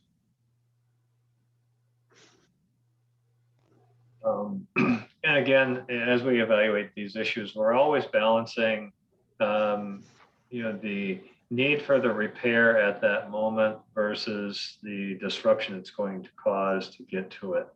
As an example, some fallen trees may look like they should be pulled out of the creek at first observation, but if they really aren't in a situation where they're plugging the flow, we don't believe they're at a point where even higher flows in the creek, they'd cause a problem, and there's not active bank erosion from the tree tipping over. We might just say, let's watch that. It's a natural process for trees to die and fall over. And we just don't want to cause more problems than it's worth to go in and remove a tree, as an example. And I used the example earlier about, we might identify an erosion area, but if it's not active, it's not really causing that issue of bank stability or moving sediment downstream in an unwanted fashion. So we're evaluating that as part of each and every inspection that we do. And I just mentioned the process really is never ending. It's ongoing. January to June is the typical time frame when we engage a contractor and have them do the actual work. It's in the winter months. They like to use the winter months to clean ponds when things are at very low flows and typically frozen. It makes for their work to be a bit easier, and we get better pricing because of it. March and April is when we really start inspecting those key areas, trash racks, and making sure the debris is off as the snow melt is occurring, getting those out of there as soon as we can to make sure we have a free-flowing system. May, June, July, and August, the spring and summer months are when we're walking creeks and doing some of these main inspections. And in July is when we typically do the closeout of the annual maintenance project. August and September is when we have those accumulated items put onto and packaged up in a bid package. And in October, we're preparing that bid package and doing our cost estimate, and bring that to the board oftentimes in November for consideration of going out for bids. Bring those bids back at the December meeting and award the contract almost always, and then we start the process again in January. So, that's again, the process is ongoing and never ending. It doesn't mean that we aren't doing other maintenance items in between there that maybe don't fit with a particular contractor. And I'll use an example. We had some work on the pipe system that is in the McKnight Basin outlet system.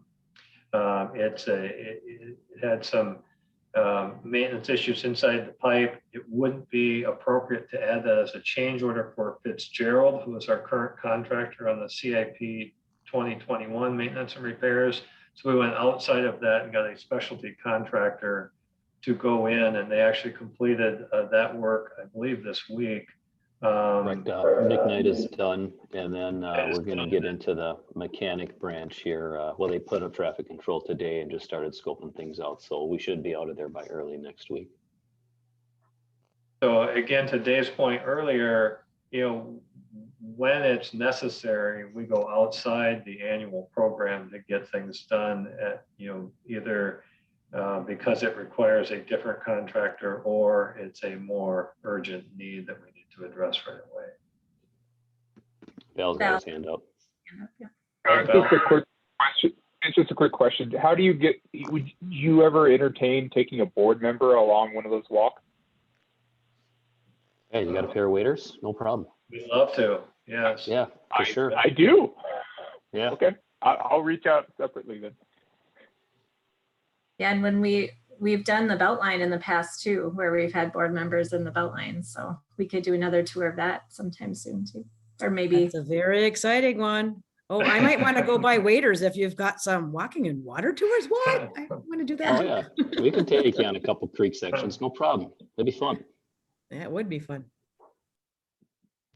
And again, the typical maintenance items that we're including in on these annual programs are, sediment removal, rock filter replacement is a common one, erosion repair, slope stabilization, clean out the permeable weirs. We have a number of permeable weirs that are part of the water quality projects that the district has constructed over the years, and they tend to get plugged up. So they need a different type of cleaning than, say, trash racks.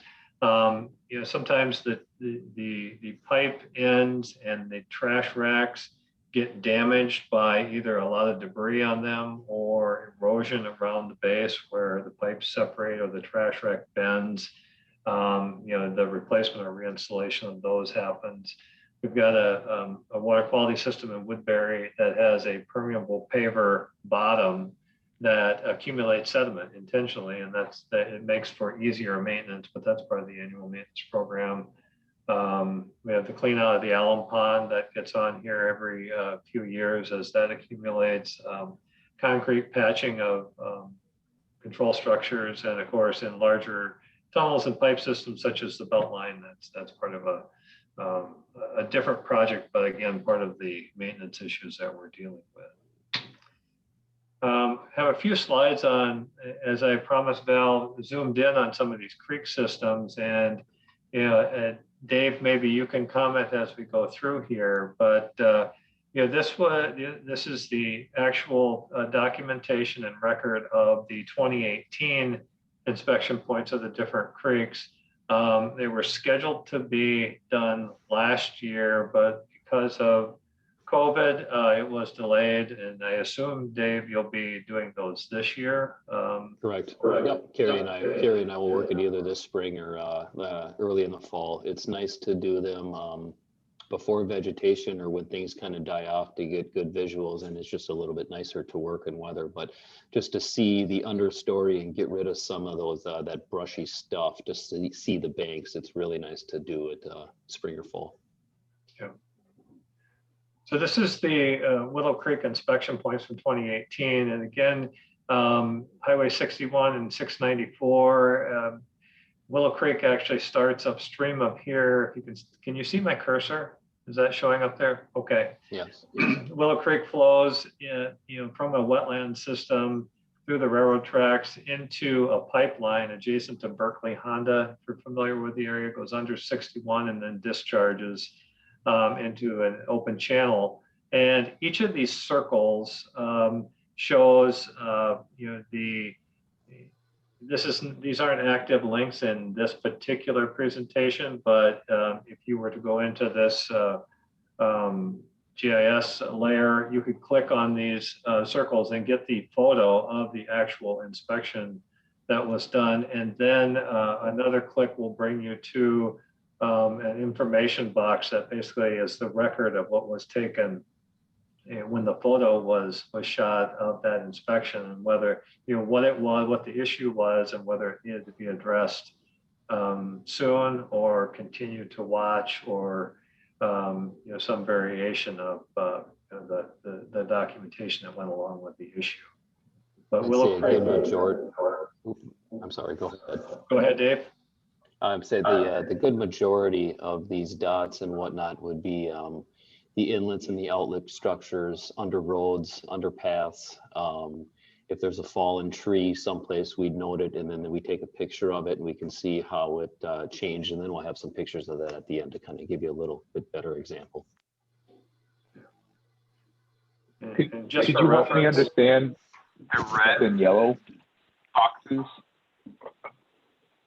That could be the severity of, maybe the blockage is a little bit larger versus, a small 6-inch tree that's laying 5 or 6 feet up in the air. So the severity of the potential impact.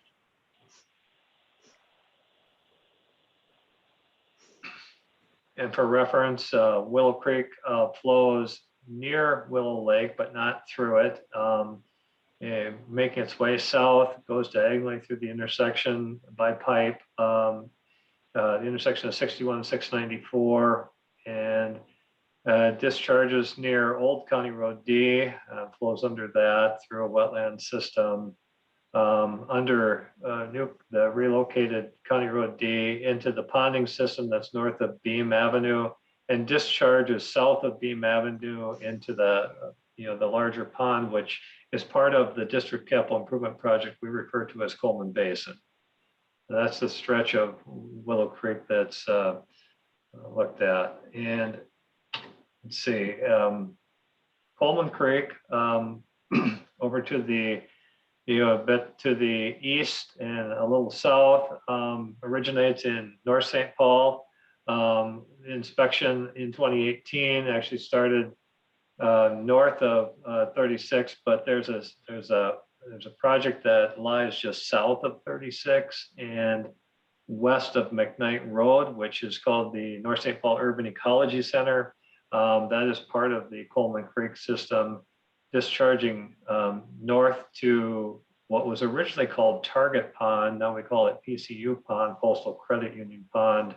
And the discharge point of, which was a district capital improvement project in the early to mid 90s, flows out of Target Pond through Ariel Street over to White Bear Avenue, through White Bear Avenue, and then turns north to go through County Road C, making its way up through Hazelwood Park and near the county library there, and flows into Markham Pond, through Markham Pond, on its way under Hazelwood Street and the Bruce Vento Trail into Coleman Basin. So that connects up with that same capital improvement project we refer to as Coleman Basin as Willow Creek does.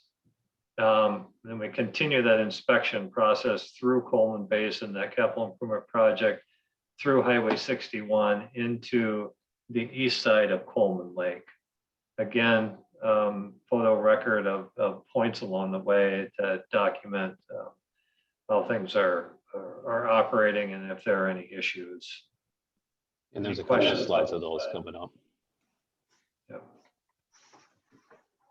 Jarvis Creek, I think most of you are a bit more familiar with the location of Jarvis Creek. Here's 694 and 35E, the intersection. We consider the start of Jarvis Creek to be just north of Owasso Basin, which is this ponding area here, the capital improvement project built by the district in the early 90s. You can see the inspection points as they go through the railroad, the Ryan Drive, through Owasso Basin. There's a channel from the end of Owasso Basin over to South Owasso Boulevard. And the cleaning we talked about that's a part of this year's maintenance program is all along this portion of the creek system, from South Owasso Boulevard to Country Drive at this point. But Jarvis Creek flows very slowly through this area and through 35E, through Centerville Road and Spooner Park, making its way behind the district office, which is located right about here, flows into Jarvis Mill Pond, through Edgerton and under Keller Parkway into Jarvis Lake. And I think this was probably the graded out the worst. So that was nice that we were able to get it done in the CIP project. And then also on the east side of 35, I think it was the part of the 2018 CIP. We had Jason Fitzgerald go in there and clean out a handful of debris spots. And then the following year, the city did a little project going through there and cleaned up a little bit more. So when we do our creek inspections, those yellows and reds and oranges should pretty much be greens, I think, this year.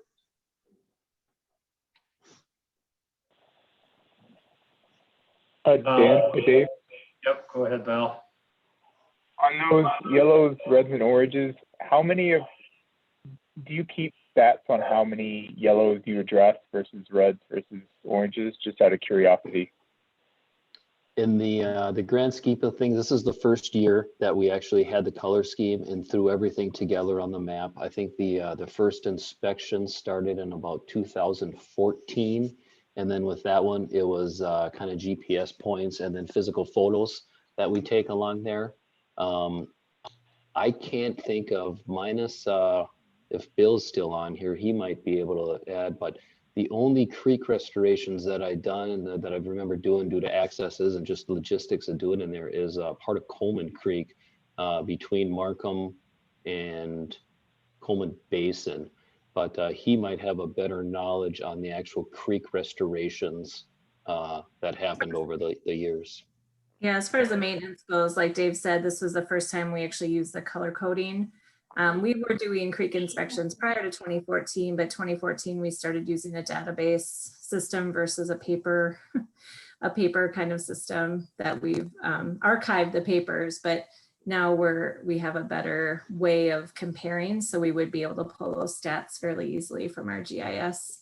And like Dave said, when Jarvis Creek, you know, when we've done the maintenance on that, when we do those inspections, we should see all green on that, and we could compare that from year to year. And it's much I easier. highly commend this color. This is awesome. It really is. I have a bunch of questions that I'll save and send to Tita later, but I love the fact that they're color coded, and excited to walk with you.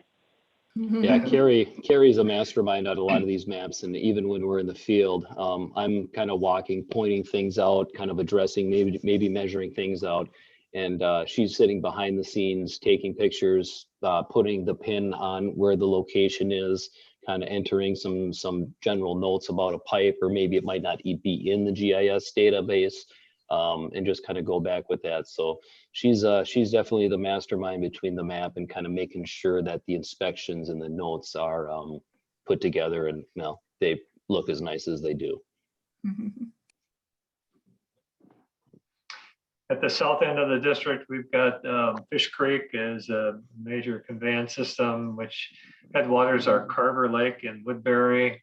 The inspection really starts at that outlet structure, controlling the lake outlet, following kind of the flow path that you see here through Carver Avenue, making its way through Sterling Street and under 494 into where the creek really steepens up quite a bit to go down the bluff.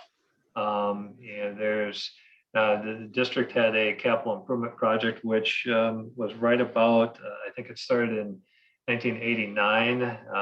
Took a couple of years to get fully constructed to restore that ravine, and goes all the way down to Highway 61, where a control structure was put in just upstream of there.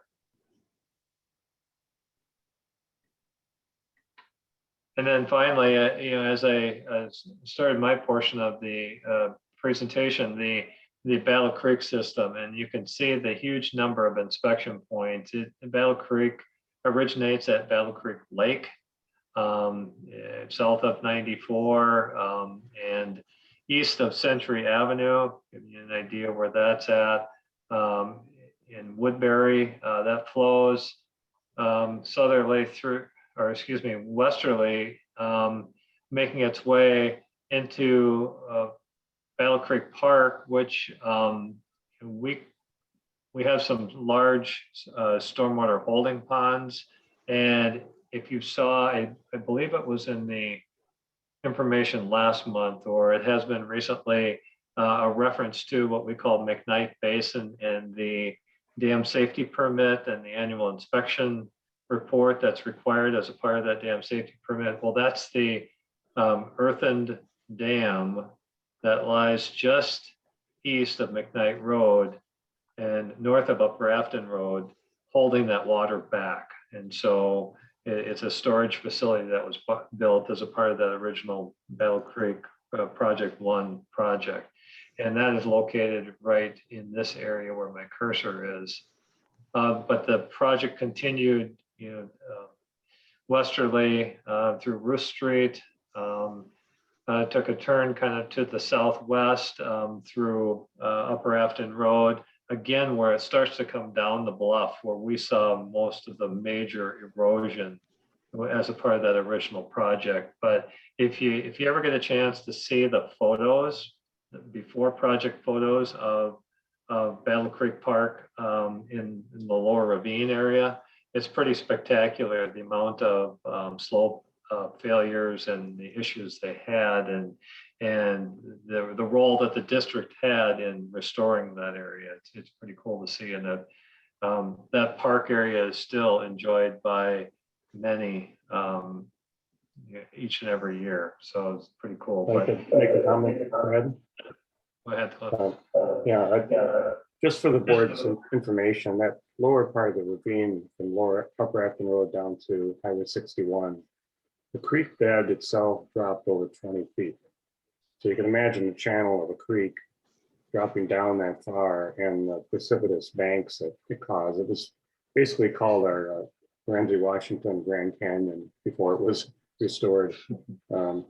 I do have an old slideshow that I think we've digitized all the pictures that shows before, during, and after pictures of this whole project. If any of you are interested, we should try to resurrect that. It's pretty amazing. It's just a cool design feature of that particular project, especially in the lower ravine. It was important to keep the creek visible to not only the district, but to Ramsey County Parks. It is a Ramsey County Parks property, and so the system was designed with a very large diameter pipe.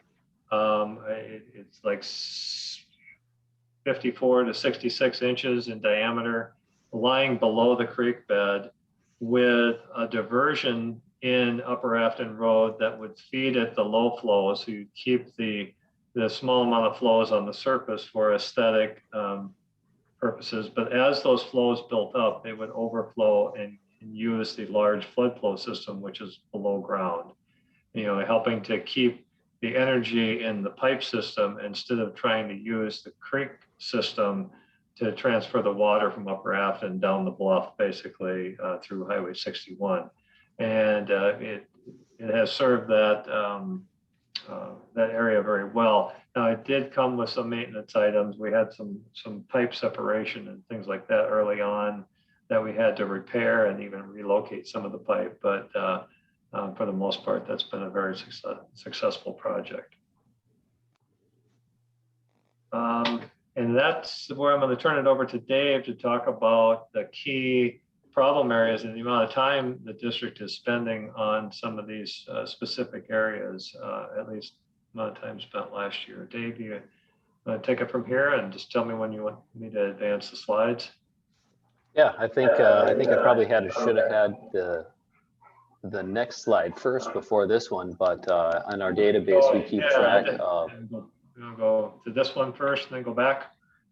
Yeah, so this is a map of pretty much every trash rack that the district owns in the database. Outlet structures of lakes, creeks, where debris collects on. The yellow is all of the structures, and then the red ones are going to be the highlighted one on the previous slide. So if we can just go back to that one real quick, just to kind of show the amount of hours and visits that they usually take. And this is done by the water quality team. McKnight Basin is probably the largest outlet where that earthen dam was that we're talking about. I'll have a picture of that here coming up in a couple slides. And then the Fish Creek Shlomka for the amount of debris that gets in there. And there again, it's aquatic vegetation. There's really no getting ahead of it. Water goes up, you clean it out. The more you clean out, the faster the water flows through the system, which then brings more debris in. So 99% of the time, aquatic veg, a plastic bag can wreak havoc on these things where it just doesn't go through there and it just builds up debris. So we got the number of visits that we do each summer, the site, and then the hours spent at each location. There again, it's mostly water quality that does this. And then the hours spent are normally 2 to 3 people doing it. So if each person is there for 10 minutes and it takes them, technically it's going to take them 20 minutes because each person was there for 10 minutes. So staff time kind of add that together to get a truer picture of the actual time spent. Dave, I'll just add, at least in the first 3, I know offhand, and there are probably more as I look through this list, but just to give you an idea of the recognition that these were going to be critical areas. Not only is the primary flow mechanism, the pipe that's running through the trash rack on that it was designed to be plugged. There's also an overflow separate system. So if that plugs and the water flow, rises to a point, it will start to use an alternative pathway into the underground pipe to again, you don't want McKnight Basin, that dam, to overtop. And so we have some safety measures. We oversized the trash rack. We put in 2 entrance points essentially into the system with another oversized trash rack, just to make sure that the water has a place to go that makes its way into the pipe and not over the dam. Or in Fish Creek, Schlamka is actually the last name of the property owner there. That's where that comes from. But there's an overflow there, and you have 494 just on the downstream end of that. So of course you wouldn't want the water to be flowing over the freeway system. Similarly, the Kennard Street structure, which is on the Coleman Creek system, there's a backup one there. So many of these areas have redundancy built in, as well as oversized trash rack systems. And then there'll be a couple of slides once we get to the trash rack section, kind of showing that where the water will go up, debris floating on there, but then there's that overflow section. So at least we get into some pictures now. We'll start, there'll be 3 slides of creeks, and then we'll kind of get into some cattail cleanouts and what we look at. I think the biggest and quote unquote, the worst picture that I could find is the 2 on the left for erosion. You can see Carrie sitting there. The one on the bottom was taken in 2014, kind of the first year that we really walked these and did it. And when you come to something like this, it's quite devastating because it's 10 feet high. But then the picture above that, that was taken, I got one in between, but that's a picture taken 4 years later. That was the last inspection in 2018. And you look at it and I mean, there's practically 0 change that happened in this spot between that last 4 years. And then you look at what it would take to get back there and to get the equipment needed to maybe fix this spot. It's quite substantial. So this is a very key area. One of the red areas that we look at, we take a picture each year.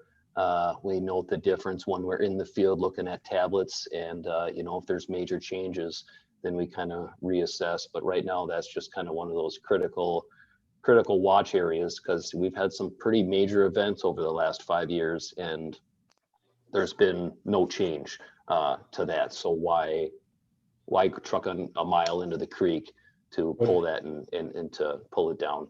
What creek was that on, Dave? That's down by, that's Fish Creek. That's Fish Creek. Okay.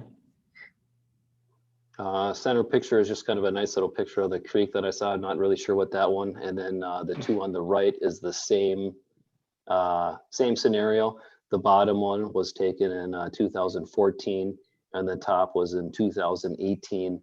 The first year you look at it, you might see some undercutting, some bare soil, but everything above there, very vegetated, lots of roots. You don't really see much active erosion when you're going through there. That's just it's a bend in a creek, so it's a naturally kind of go over there. And as everything, well, a lot of things are storm event driven in our watershed. So that black area, I mean, that's the bounce. That's going to be your bounce in your creek when it really starts moving. We can probably move on to the next slide, unless there's questions.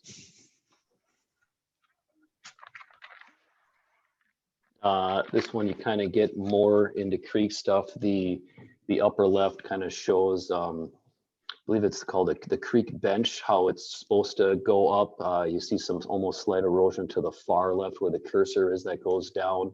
The creek itself, and then that flat area that goes out doesn't have much vegetation on there. But those are benches in the creek, natural stuff to allow it to go up and down and let the creek go meander around. And then you come across in your inspections backyards. And what do you do? Technically, these people probably shouldn't have a bridge going over the backyard. They probably shouldn't be lining the creeks with rocks. It looks nice, it's fine. I've never really knocked on anybody's door. But, you know, I mean, I'd even take some guidance on this one. What do you do when you come to a backyard that has something, you know, something like this? Do you tell them, I'm sorry, sir, ma'am, you need to take the bridge down because you can't have it in our creek? You know, how do you do that? So you document it. Technically, Dave, those locations, I know where they are in areas where we don't have an easement on the creek. No. So technically it's their property. As long as they aren't causing creek damage, I think we just leave it alone. There you go. So, I mean, we just kind of document it and make sure you just kind of take pictures and see what's happening there. But yeah. I think that's what we would continue to do.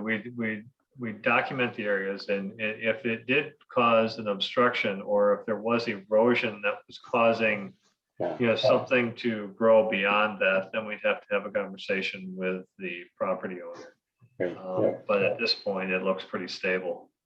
And the lower left-hand corner, you can see there's a lot of canopy cover over it. There's not a lot of vegetation growing in the round on the ground, but the trees and the roots and just are keeping everything there and stable.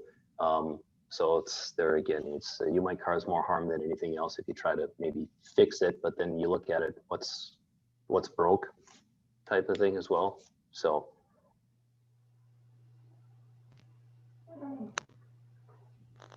I think that's it for this one.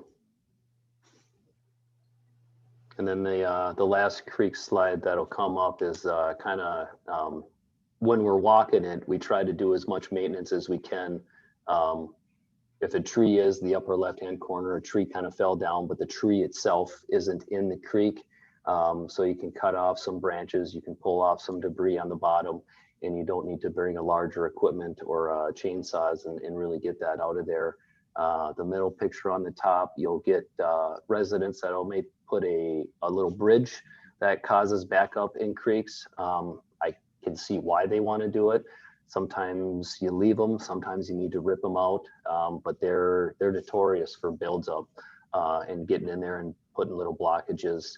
I guess it's kind of hard to see, but in the middle top photo, if you look in the upper left, you'll see a little pink ball with a stack of trees. Now, if you look to the right, the far right photo on top, that's that same blockage in the creek.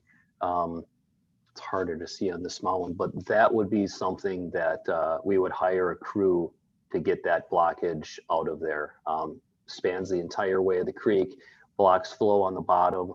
There's vegetation that's doing it. It comes up, you know, multiple creeks, multiple feet up in the water, so it's tough. The water doesn't have any place to go.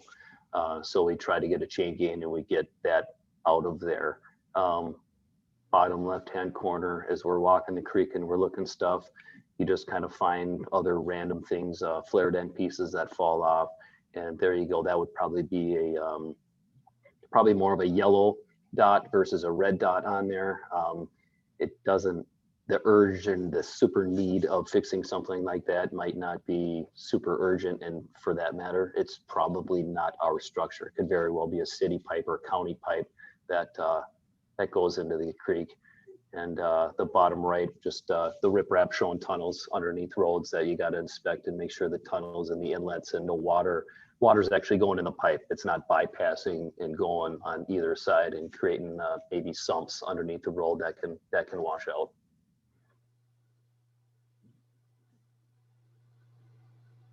Questions? Okay. Yeah, I had a question. I had a couple questions actually. When you pointed out this might be a county or a city pipe or something like that, do we still have responsibility for that since it's our waterways? To my knowledge, no. That would be a county-owned structure, and we'd reach out to them and say, "Hey, your pipe is the flared end piece is broken. Can you send somebody out there to look at it?" If it's our structure, our pipe, yes, we would do that. Yeah, that's correct. And we would do something similar like we do with the ponds. So if it's would be a bigger project or difficult for a city to get a crew in there, and they desire to repair it, then we could include it on our project and have reimbursement as well. Just because it flows into our creek doesn't necessarily, well, I should say our creek, but a creek doesn't necessarily mean that it's our pipe. Yeah, typically that would be part of the city's MS4 program. Like we have our responsibilities, that would be one of theirs. And that's one of the great advantages of having Carrie with the GIS and being able to pull up different layers. We can see where we are in the creek. Okay, is this ours? Yes. Okay, cool. No. Well, let's make a note and let's call XYZ on who might need to come out here and take a look at it. Doesn't mean they necessarily do all the time, but you still got to make that effort and you got to try. Right. The second question is, are these conditions factored into modeling that we're doing on the area? I don't think so. I would, and I'd have to defer to Brad, but I would assume there's some variation of blockages that you could punch in, but I'd have to defer to Brad on how the models actually work on flowing and what kind of assumptions are made. Well, I would say in general, Larry, the model reflects an open channel for these situations. And the model assumes a free-flowing pipe. Now, when we start putting trash racks in front of them, the design considerations of that trash rack and that inlet assume some of it's going to be plugged, then you're still going to be able to pass the design flow through the system.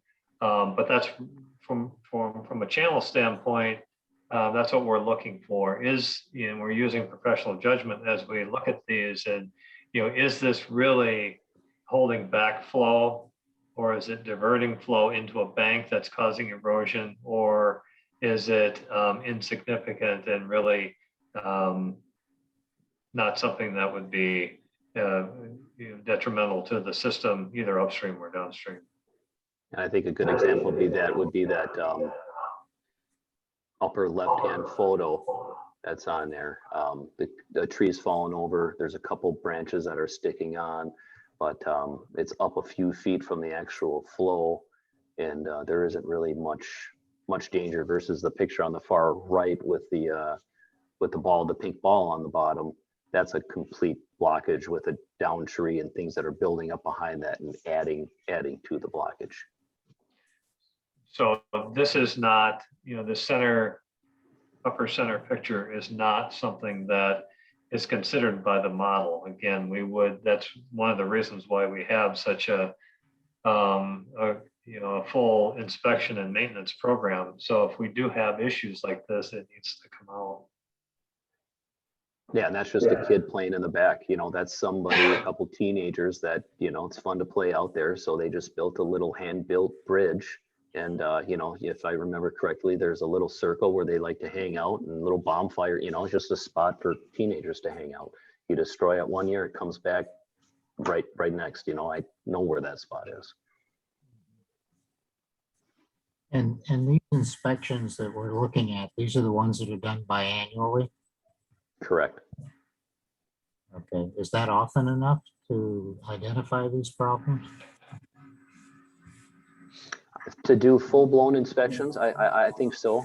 Not being said, we're not going around in water quality. You saw all the dots that were along these creek sections to see the different trash racks and the structures that get frequently visited quite often, whether it's by us, whether it's from other entities.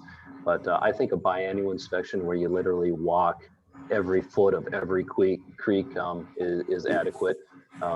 Doing it every year, I really don't.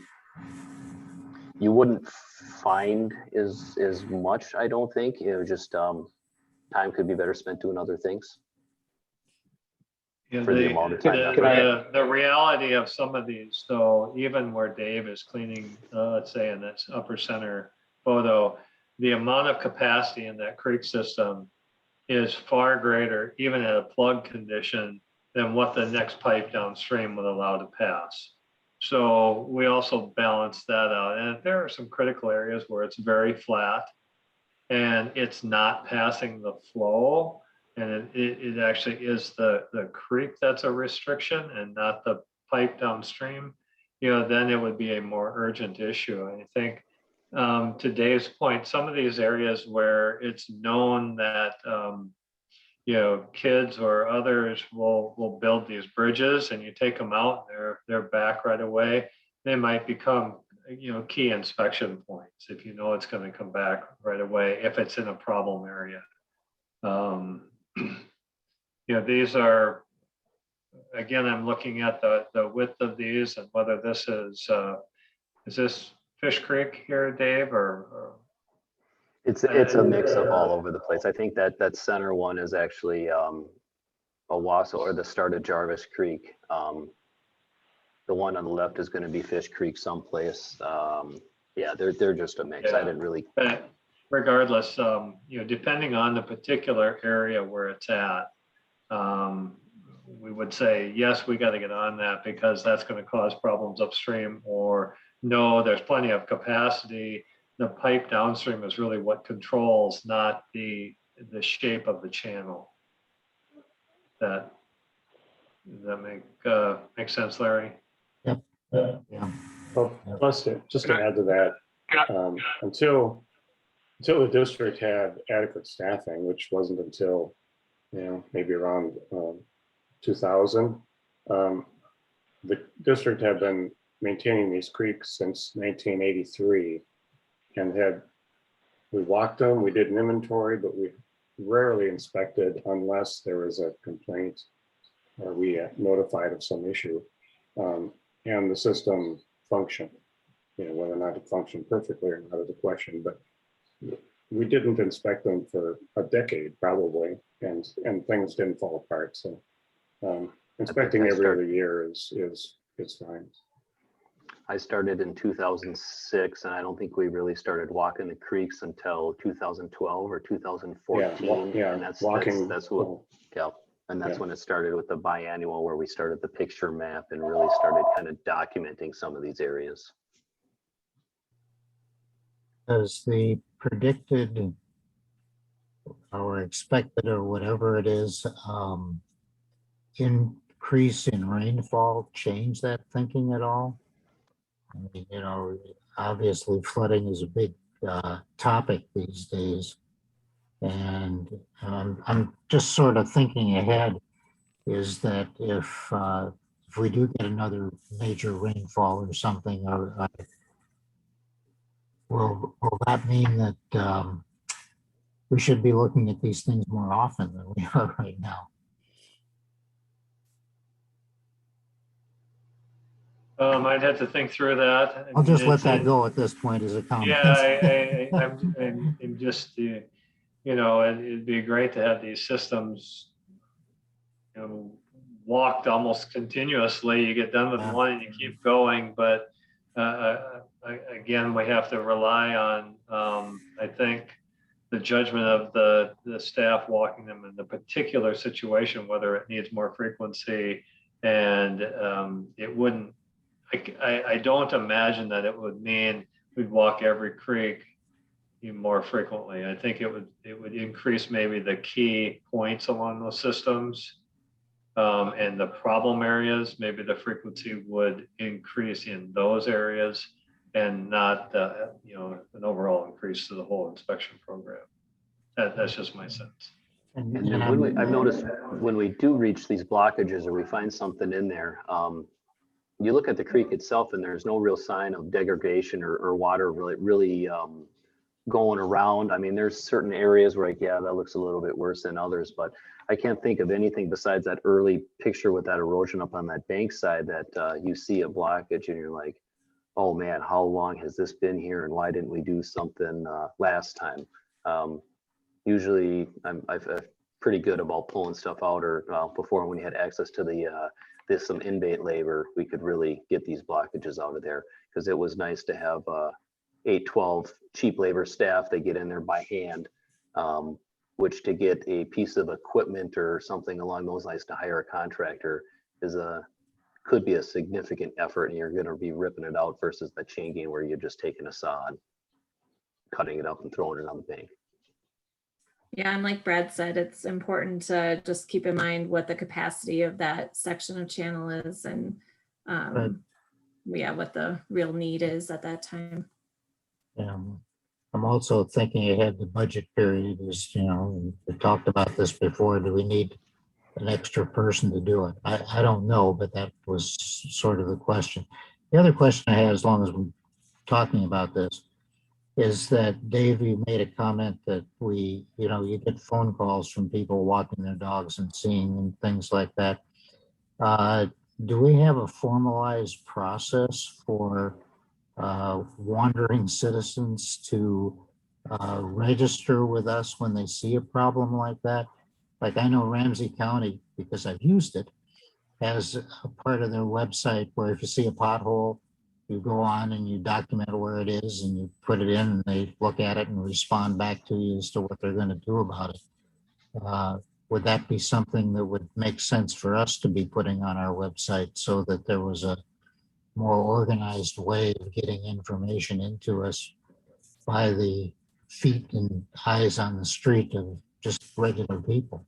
Yeah, we do have a report section on our link on our website where they can submit it on a form and it goes to staff. That's used actually fairly often when people see, usually it's when something's like illegally dumped. They might see something in the creek or in a water body that looked like paint or so that's used for that purpose. It's also used for erosion and sediment control issues, developments. Nicole will sometimes get them from residents saying there's tracking in the streets or issues with erosion control. But it's also used for, like you said, people that see issues as they're out and about. So we do get a fairly, I would say, decent amount of traffic on that form, but it's something that we can continue to communicate out to the residents that it's available for them if they see anything. Yeah, that might be a good idea, because I guess my other brief question would be, where is it? Yeah, I'll have to pull it up on the website and find, I think it's at the bottom of our homepage. But I thought I'd been all over that website. I guess not. Okay, go ahead. Sorry. Yeah, I think Next that's slide, Dave. slide. Yes, please.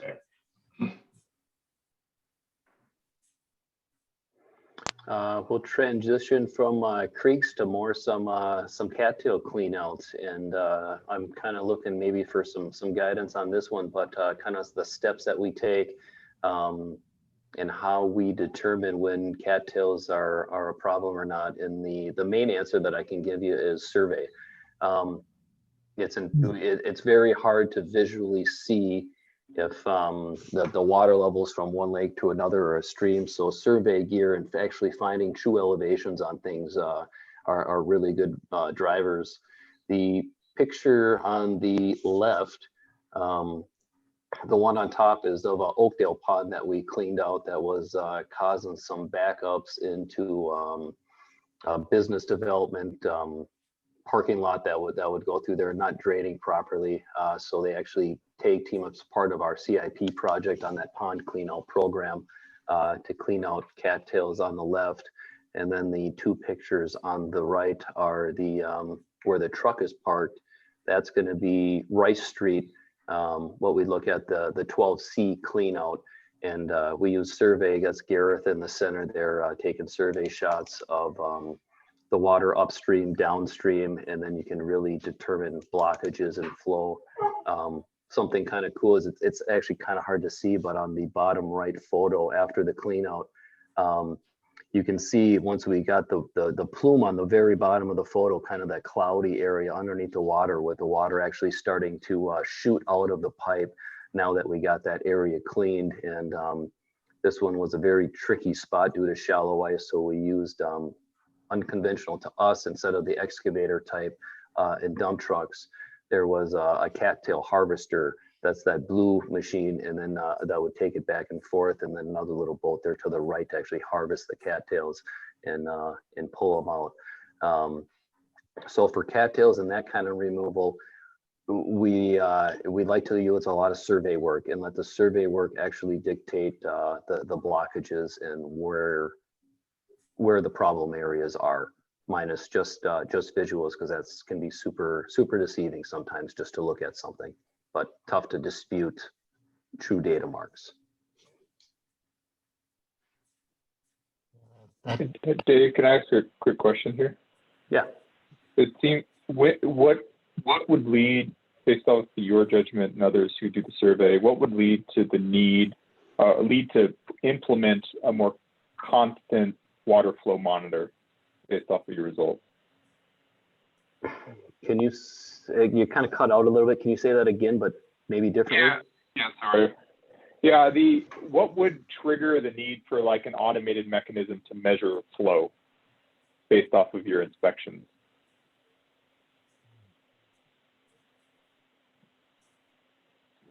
So let me give you a bit more behind it. So what I heard is there's a lot of judgment in when there's problem areas based off of what you guys see. I think that makes a lot of sense based off your experience. What would trigger one of y'all to say, we need to actually monitor this in an automated way using some sort of flow monitor or other mechanism to judge it on a more continuous basis? I don't know if I have a very good answer to that question without giving it some thought. I don't know if we've ever, I don't know. That's a good question. I don't think we have installed flow monitoring with that purpose in mind. You know, we have other flow monitoring, but it's really tied with water quality, and it's not we haven't done it for conveyance, but you know, I just know the issues and the sensitivity of some of these things in these types of situations that it would be a maintenance challenge. And I think that's probably why, you know, this could be observed very easily by driving by. And then if we believe there is an issue, we survey. But I think I get where you're going with it on this one in particular, Val, because if you had a more continuous flow monitoring here, you could see how much of the time it's actually working the way you design it versus not, and be able to make some judgments based on that. But it would be a challenge in this type of environment to get something that's accurate, especially with as slow as the water is going to move through here. Because really you need a pipe of some kind to figure out the velocity and the flow that's going through there. Now there's a pipe here, but yeah, as far as like the cattails and doing it into the lake, that'd be pretty hard to quantify, I think, somehow. But you do, there again, you can take the survey shots and your water elevations as you work through the system, upstream, downstream, you know, before a project, after the project. And, you know, before there might be a difference of a 0.6 of a foot or a 1/2 foot. After the project, everything normalizes and equals out a little bit. So you're like, okay, that was a beneficial project. Cattails were blocking something because upstream was higher elevation than it should have been than downstream. I would say, you know, I'm thinking through the entire system that the district has, and, you know, out of there's very few locations that come to mind where that would be beneficial, other than I can see this particular one because of the sensitivity upstream and the, you know, the observation that some folks have had where flow is actually going backwards in this particular pipe under certain conditions. You know, at the end of the day, what would we do with that information? I'm not quite sure. This whole system is really controlled by that small piped outlet. Some refer to it as A6. It's the one way at the south end of the Triangle Wetland across Baptist Boulevard. So it would be information. I'm trying to think beyond the information and the data collection to what would we do with that in the end. Wouldn't it heads up though on whether whether the whole system was working? It could help with that, I suppose. But I'd have to think through whether we would get useful enough data to be able to judge something different than what's happening right now on the system working. Some of these with our lake level stations, I mean, for this one in particular, we now have a lake level station on West Vadnais Lake, nothing on Grass Lake, but yeah, maybe that could play in a factor. So now it's being continually monitored. But yeah, maybe not thinking about it, talking about it out loud, maybe not so much. Well, we'll give more thought to this particular location because again, from the point at which it leaves Grass Lake through Rice Street to here, I know there's a lot of interest there, and if we think there's definitely some benefit to seeing something on a more continuous basis that would help guide a possible project in the future to make the system work better, we would make that recommendation. But I haven't thought through it to that point yet, Larry. So give me a little bit to think through that. Good. I think the next slide is going to show that another cattail clean out that we did in the Grass Lake area. The 12B would be the triangle section. On the left photo, you can see a pre-condition before we did the dredge. And then on the right, you can see kind of what we did, what we cleaned out, the channel that we made to connect from arguably pipe to pipe. And after that, here we did use survey gear to dictate, yes, there is a difference in water level between upstream and downstream, which definitely justified getting in here and cleaning. I forget what that number is now because it's been, it's been 6 years. But I think it was along the lines of maybe like about 8 to 12 inches of water level difference between one side or another. Something that I think I might look for a little bit of guidance and some input on now is, so we cleaned out the channel. It looks pretty good. We got it cleaning. 1 year later, a tree falls down. Tree falls down in the creek. To get this, it's a fairly significant effort to pull this tree out from access and the cost. I mean, it's probably a $10,000 to $15,000 tree to remove. When I look at this, I don't necessarily see an urgent problem to get that out. I look at water levels on both sides of the creek. I do know there's a couple of floating cattails on the upstream side that tree is actually doing a beneficial on keeping some of those floating pieces back there. And, is it worth it to the board to spend X amount of money to remove a tree such as this? Or do you put it on that quote unquote watch list and maybe you pull it out when the cattails come up again in, I don't know, 5 years, 10 years, whatever they do. But there again, you let some of those water levels dictate how you drive and how you pull that out. So, some guidance. This is an example of the discussion that, Dave and I would have, or Dave, Greg, and me. Yeah, we would talk about that and the pros and cons of access to this area. Doesn't really make sense. Is it a good use of district resources? And trying to restore this.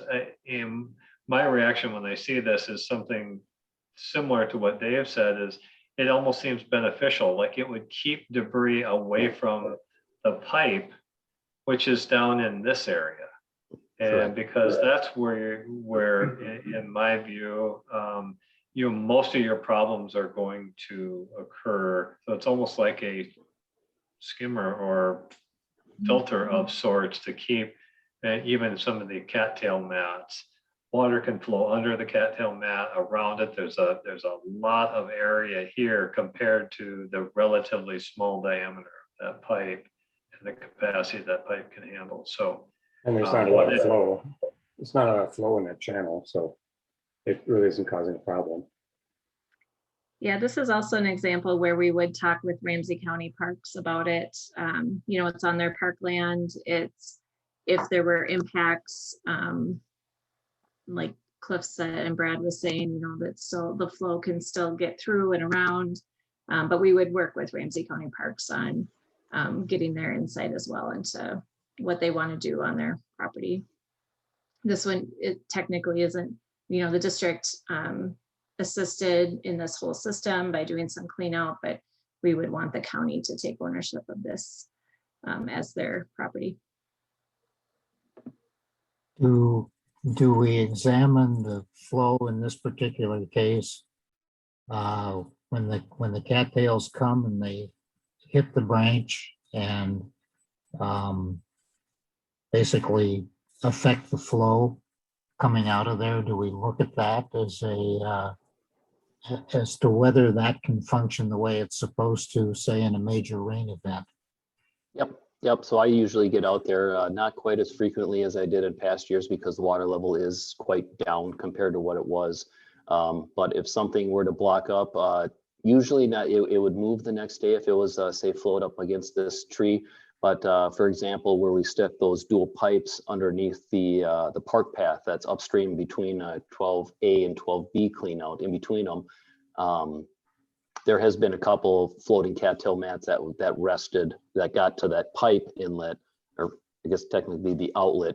The water level came down and sat on those pipes. And in those cases, we'll ask water quality if they're able to go out there and physically remove them to get out, or it might be a little bit larger, substantial work. You actually need a piece of equipment, and whether that can happen tomorrow type of thing, or if that's a CIP added project, you know, the size of the cattail mat would dictate that.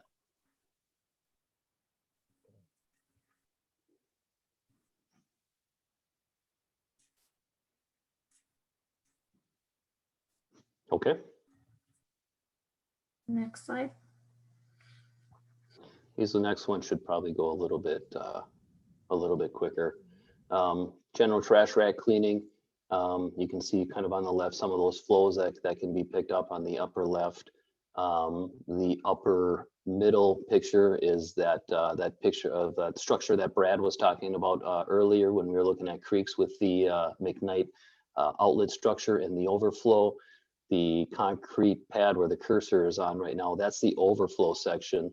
And the actual trash rack itself is, gosh, it might even be, it's probably about 10 feet underwater right there, just to kind of show the resiliency in the picture. Occasionally we'll even bring a boat out there to get it going. In my time here, I've only seen that outlet structure have water in it one time. Normally it takes about 2 or 3 days for McKnight Basin to kind of catch up. Water goes down and then we can clean the outlet structure. Same way with the picture on the upper right, the water has actually filled up, debris blocking the main trash rack. And then the beehive structure to the left of that picture there is the overflow, as the secondary structure that does it.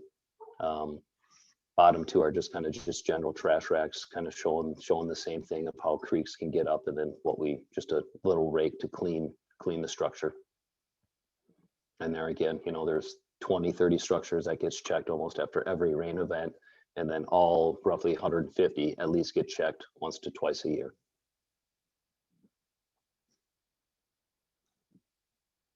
Okay. These are typically, when we really get concerned about flooding issues, these are the parts of the system that can cause the biggest impact in any given storm event if they accumulate enough debris on there. So again, as Dave mentioned, you can see the size of this. It's far over, I guess you'd call it over designed, but it's designed for a high degree of plugging, even on the secondary overflow, as many of these other ones are as well. They're designed with a shape, you know, which is trying to promote the debris, not just landing on a vertical section right in front of the pipe, but as water level comes up, it tends to push it up the trash rack, getting it out of the way of the main flow down below. So there's some design considerations in all of these, not only oversizing, but the configuration of the rack as well, just because they are those key points in the whole system. Going back to the slides we looked at before, and channels where there's debris there, yes, we're concerned about that and we watch it, but they are rarely the pinch points of the system. What we're seeing on this slide is really the biggest concerns that we have that would cause flooding, or it would need a more urgent response.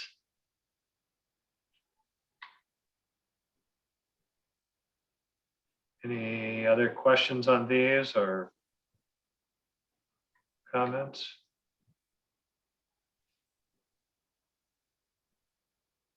These are the general yearly maintenance we do. These are a little bit north of Tanner's Lake, specifically the 7th Street weirs and the 5th Street weirs. Water control structures to kind of slow down storm water as they go. With that, they slow down the sediment, let the sediment drop out ahead of these structures. The weir slots get full of debris, whether it's aquatic vegetation, sand, rocks. You get debris that's built up on the upstream. Yearly maintenance, you really don't even have to check these. They just get added every year. Entails of taking a small excavator, cleaning 10 to 15 feet on either side. And then the picture on the left there is actually, they'll get a contractor with a chainsaw that just saws the slots and to let the water go through, but just a kind of a yearly maintenance water control device. And these are a water quality feature. Basically, they could be 100% plugged. The joints are what to allow the flow to go through, but those could be 100% plugged, and water could flow over the top of the system. And that's considered in the modeling that we do as the conveyance portion of this. This is really, again, as Dave was describing, slow the flow, let it drain down slowly. And then as soon as the next rainstorm comes, it's going to fill up again and be essentially a detention pond that's created on a temporary basis, but ideally it would drain down, but it's not really part of the conveyance system that we assume in the model. This is more a water quality feature. Any questions on permeable weir systems? It's quality from the point of view that a full flow would cause erosion, or? So it's a water quality BMP, best management practice, that would slow the flow to the point where if it had sediment in the water that was caught up behind there, that slowing would allow the sediment to settle out in a place where we could get at it and excavate it. So on the right picture there, you can see debris in the slots, and then you can also see all the green right above the weir itself. We'd clean all that debris out on the upstream side and make it look like exactly what you're looking at on the downstream side with the open water, with the channeling. There's probably a couple feet of muck that accumulated on the other side because the water slowed down on the upstream before it went down.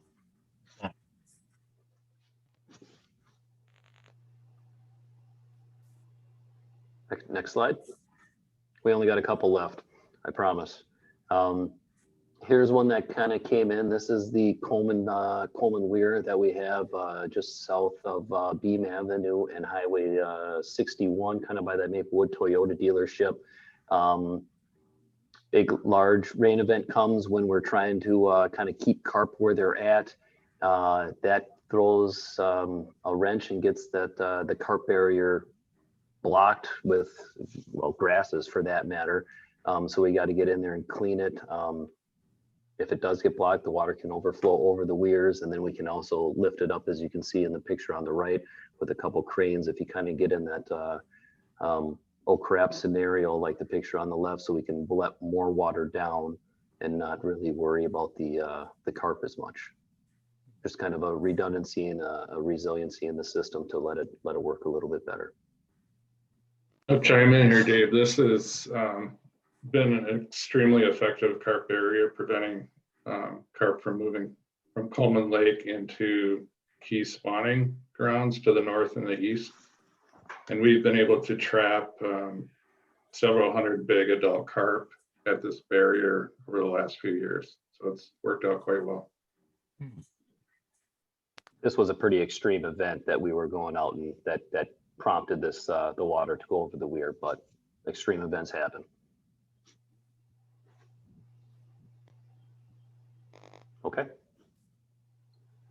I think this will be the pretty much the last slide, and just wanted to mention something about the Beltline interceptor. I think most everybody, but maybe Val's kind of familiar with where it goes from Lake Phalen and then the Mechanic branch out to the Mississippi.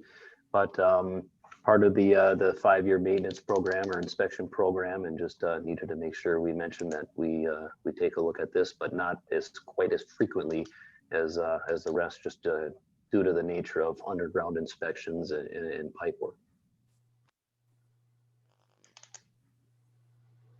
And I believe that that'll conclude the hour-long presentation. There you go. All right. Or plus, right? Very interesting. Thank you. All right. Let's Good see if I job. can stop sharing here. That I keep coming back to on the branches in the creek. If they show a benefit, does that give you an idea of how to better engineer things to, in other words, when a tree falls across something and you say that was really a good thing, is that a catalyst to say maybe we need to be putting bars across creeks like that rather than waiting? You say that, and I think Bar did put something in the name of that pond, Machete Pond, next to Carver Avenue. There's a skimmer that's put on top of there just to just for that purpose alone, to keep that debris and floating veg away from the trash rack, because it got to be such a big problem. Mm-hmm. Yeah, Bar has also looked at alternative trash rack designs that help with that plugging issue as well. So that that's some innovation that's come out of the inspection process as well.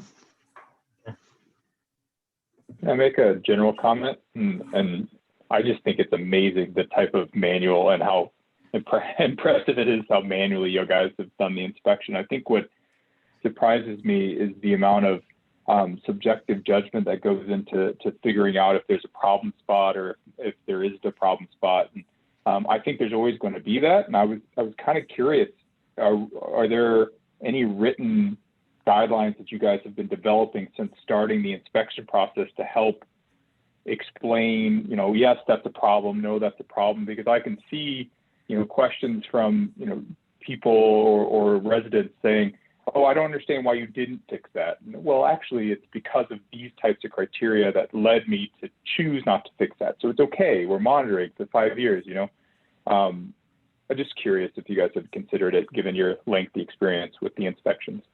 Yep. So it's the creek, instead of saying, so you saw the entire creek itself. We have those creeks then broken down into reaches. So then we can kind of narrow in on smaller sections of creeks, dial in on that. And then there's a little form that we'll fill out kind of when we get done.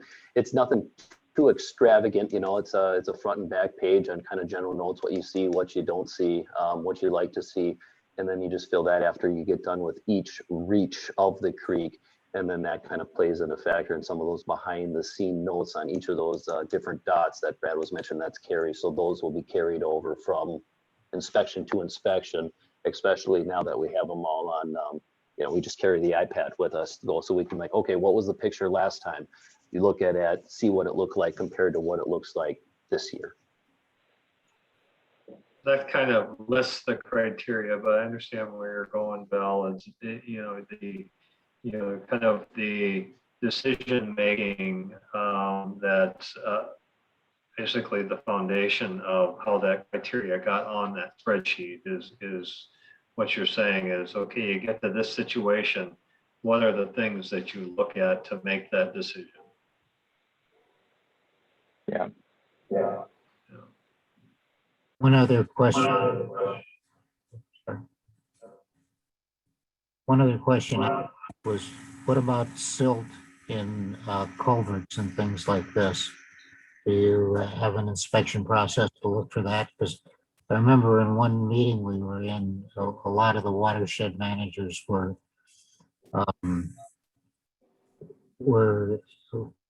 very worried that their culverts would fill up with silt and wouldn't work the way they were supposed to. So do we have an inspection process for that? That would be part of our creek. So the culverts that are part of the creek system would be inspected as part of that. Again, we know the areas that we're responsible for where the silt builds up in those pipes, and there's a few that are included more frequently in our maintenance. We definitely monitor that. That's part of our system, but that's required to be monitored by our cities under their MS4s as well, under their MS4 permit. So they're required to inspect 20% of their system each year, and then they would make determinations on their maintenance as well. Okay. And Diane has her hand up too. Yeah, I had a question. If there's the form to fill out for people to report problems, and if Dave fills out this form with what he finds and the decision, is that posted there so they can see an answer? So we would respond individually to those people when when they're reporting a problem. We would work specifically with them to let them know. And if it is something that needs to be recorded, like if it's a spill or paint, those kinds of things, those go into our IDDE inspections, and those are reported through our MS4 annual report. Actually, most of our inspection work is reported through that. I did look it up. It is under our contact page. There's a report a problem link, and it actually isn't a form. I was thinking we had developed a form when we did our new website, but it opens up an email that gets sent to our office email, and then Debbie would forward that on. Yeah, I just think it'd be very educational for people if they saw the criteria as part of the answer, and that there was a visit, or that we'd already been there, or whatever the answer was. Yeah, well, we certainly follow up with them, but we don't have that on our website at this time.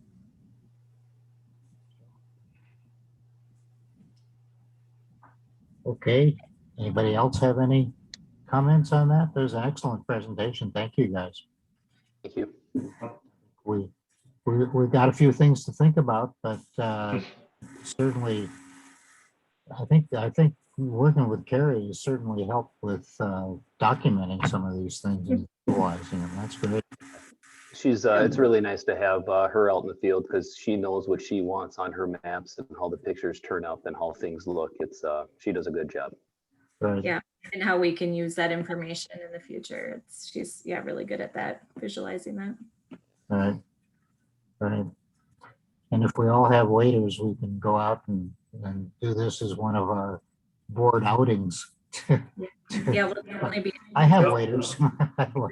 We got punch. I can't guarantee they're not going to leak, but we have plenty for everybody. I promise. We have some, yeah, for sure. Good. Okay, well, thank you. That brings us to item number 9, the administrator's report, which is also going to be exciting. Yeah, yep, here we go. I have the meetings attended and upcoming meetings for your information. I have the Ramsey County permitting follow-up. It's just a short, we're in process and we're continuing to work. So no issues moving forward on that, just continuing to work on that. The Twin Lake Association meeting, as Bert mentioned in his comments as well, we'll be presenting to the Twin Lake Association on Monday. I've had conversations with Bert and a little bit with Val too about, what to expect, what they're looking for, what we're planning to present to them. And we're looking forward to that meeting. And then the COVID back to the office plans. So I laid out some of the survey, informal surveying that I did with our neighboring watersheds, especially those that have a number of staff like we do. You'll see that I'm suggesting that we do some transition work, like Capital Region is the one that started this idea that we use the months of July and August as a transition to allow staff to get used to it if they're able to come back to the office.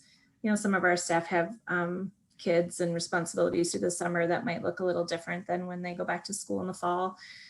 So just to make that transition time and that availability for them, for their families and for work, to be a little easier. And so looking at targeting the day after Labor Day for back to the office time. Of course, this is all, you know, can change or shift depending on the conditions around COVID and as we move through the summer, but it's looking to be a good, kind of a good target. It seems like most of our watersheds are looking at that target as a day after Labor Day. As a new start in the next phase of what this looks like. Yeah. Any thoughts on vaccination status of staff prior to coming back to work? Yeah, you know, we've talked about that a little bit. I don't know that we want to go down the road of requiring or even requiring notification, if that's even legal for us to be able to do. I mean, I know that most of our staff will be vaccinated by then, because we do talk about it as personally amongst staff, but I think we'll continue to follow guidelines as the CDC has them laid out for social distancing and mask wearing if need be. I'm just bringing it up because where I work, if everybody's vaccinated, you don't have to wear a mask. And so if you're all in one group, you don't have to. And so, but if you're going to have a policy where don't ask, don't tell, then you're going to have to wear masks and socially distance forever.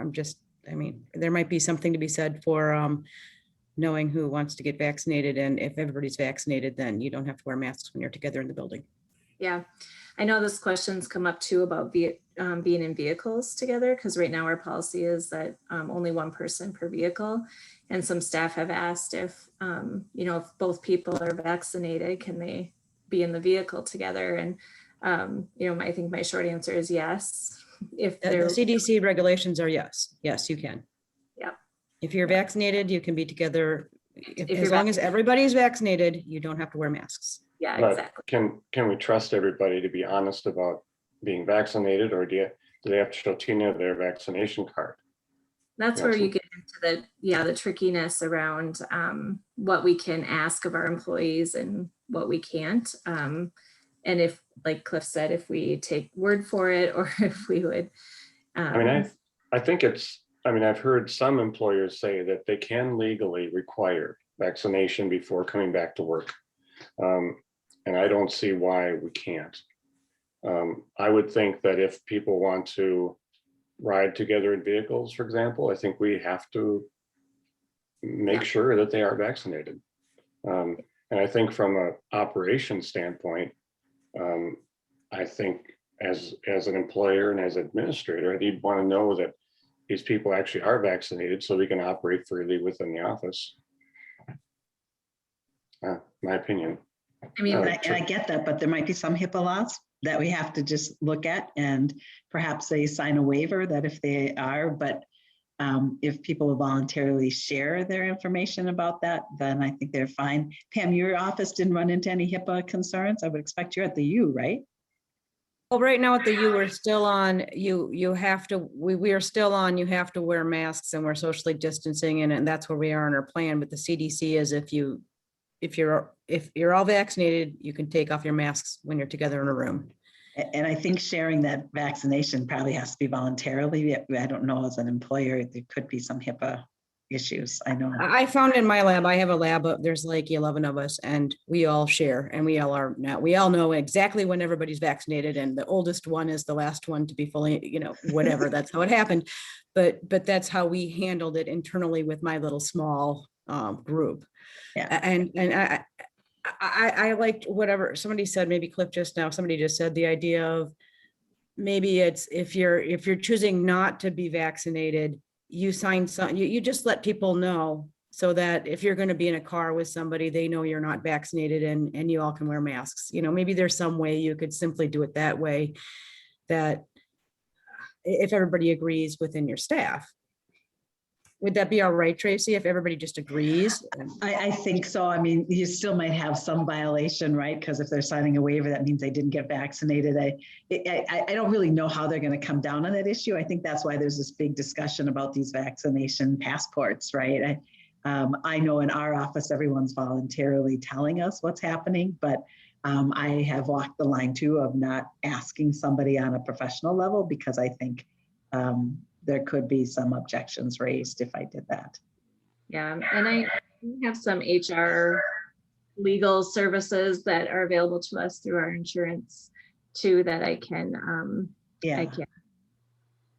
touch base with just to see what the status. I think this is all evolving as we go. So it's, it's an interesting topic for sure. And I think you're right. I mean, I think there's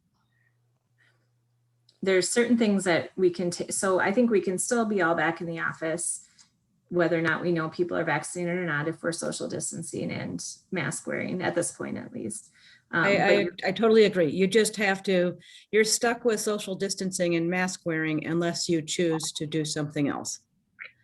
Right. Yeah. So I'll continue to explore what our options are in that way. And what about our board meetings? What's that? What about our board meetings when we finally get together? Right. So the board meeting, that's the same discussion, right? So as I put in the packet, we could do a hybrid approach where the board's in person. We can socially distance around a table. If it's just the board and myself that are there in the meeting, we still need to make it accessible to the public. And during this point in time, we can do that through online and do this hybrid approach. As I also mentioned in the packet, that some of this is contingent on the governor's emergency orders that allow us to kind of flex how we make our meetings accessible. And there haven't been any permanent changes to the rules on what this looks like after COVID. So at this point, if he rescinds the order, we wouldn't be allowed to hold our meetings over Zoom like this anyway. So Val has his hand up. Is there a chance to, or have you considered mechanisms to hold at least a board meeting outside, especially with the summertime approaching? Is there any opportunity to consider that as an option?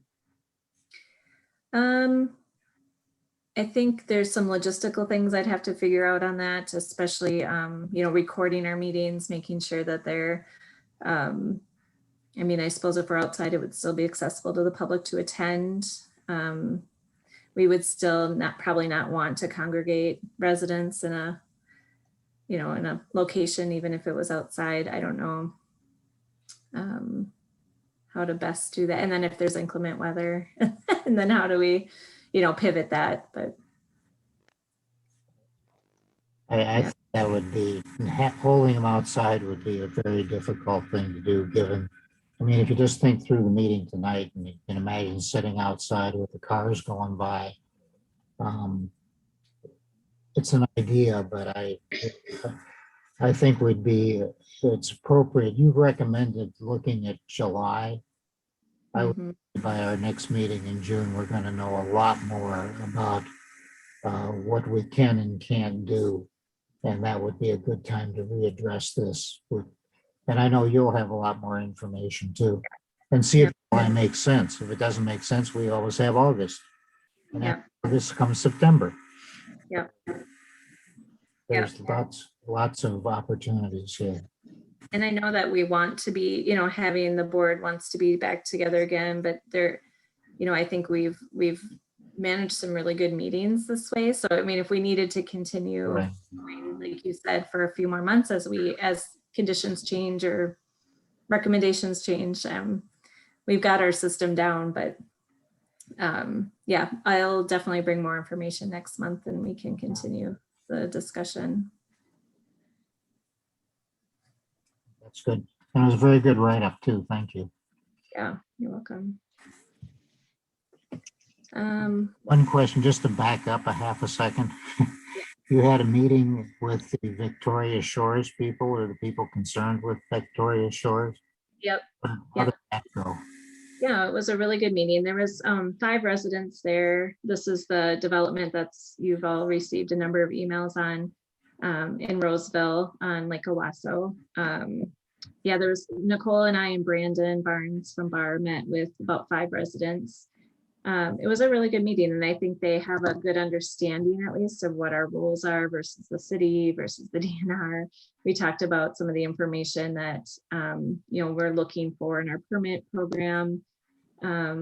We certainly sympathize with their concerns on the impact to the wetland and to the lake. We talk about how some of that is mitigated through our rules. Some is not. I mean, some of their concerns are not mitigated through our rules in the way they're written. Some of it could be mitigated by changes in the city decision-making process.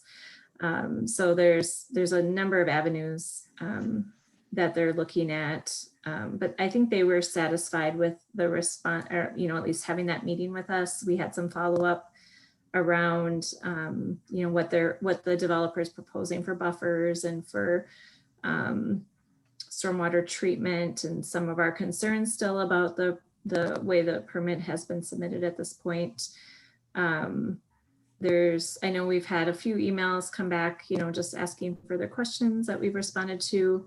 Yeah, I think, it's likely it'll be on the June agenda, and it's likely they'll be here to share their concerns with you as you review the permit. There's a chance that they'll be submitting a petition to the Environmental Quality Board, the EQB, who does the EAW. Here's all our acronyms again, the Environmental Assessment Worksheet process. Right. Some of the residents are pursuing a petition, which they would submit. They have to get 100 residents to sign the petition. They would send that straight to the EQB, and the EQB would assign that to a responsible government unit.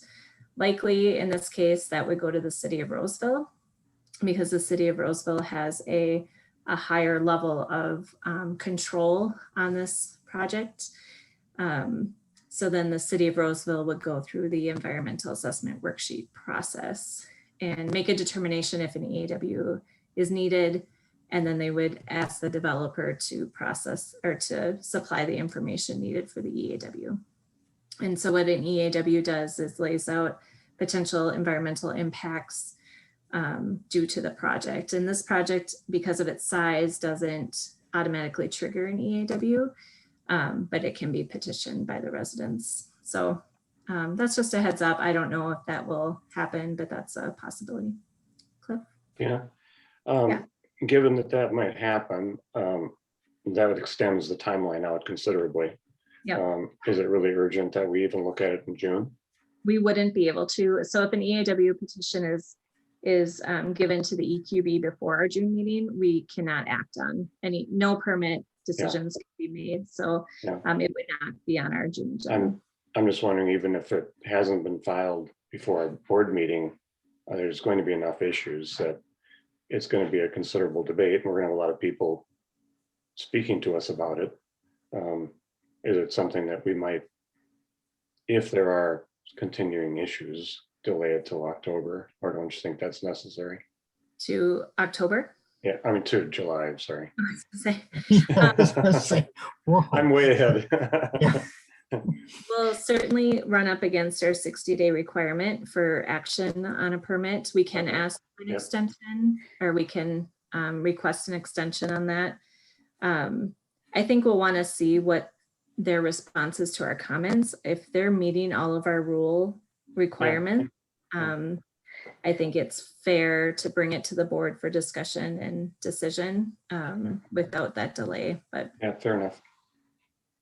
I think the city of Roseville is supposed to act, or the city council is going to hear about the project in the middle of May. So there could be changes after that as well. So that's just what I was going to say. Before, we were going to do the permit ahead of Roseville. Now it's the other way around. So they're communications at this point will probably be directed at Roseville, and then we can see more what's going on. Yeah, it's possible the city of Roseville could delay if they Yeah, if they choose to as well. Sometimes city councils want to make sure the watershed is comfortable before they're comfortable. So, and sometimes they want to make their decisions first. So it's possible they could delay as well, but they'd also be running up against their 60-day decision making as well. okay, thank you. Just curious. Yeah, good question. Now comes the little one, the mod proposal. Yeah, so we have the watershed-based implementation funding, WBIF. It's a good one from MOD, the Minnesota Association of Watershed Districts. So I emailed to you all this afternoon or this morning a letter from Mary Texter, who's the president of the MOD board. And she indicated that the MOD board approved this memo and matrix and is preparing a letter to send to Bowser with this recommendation.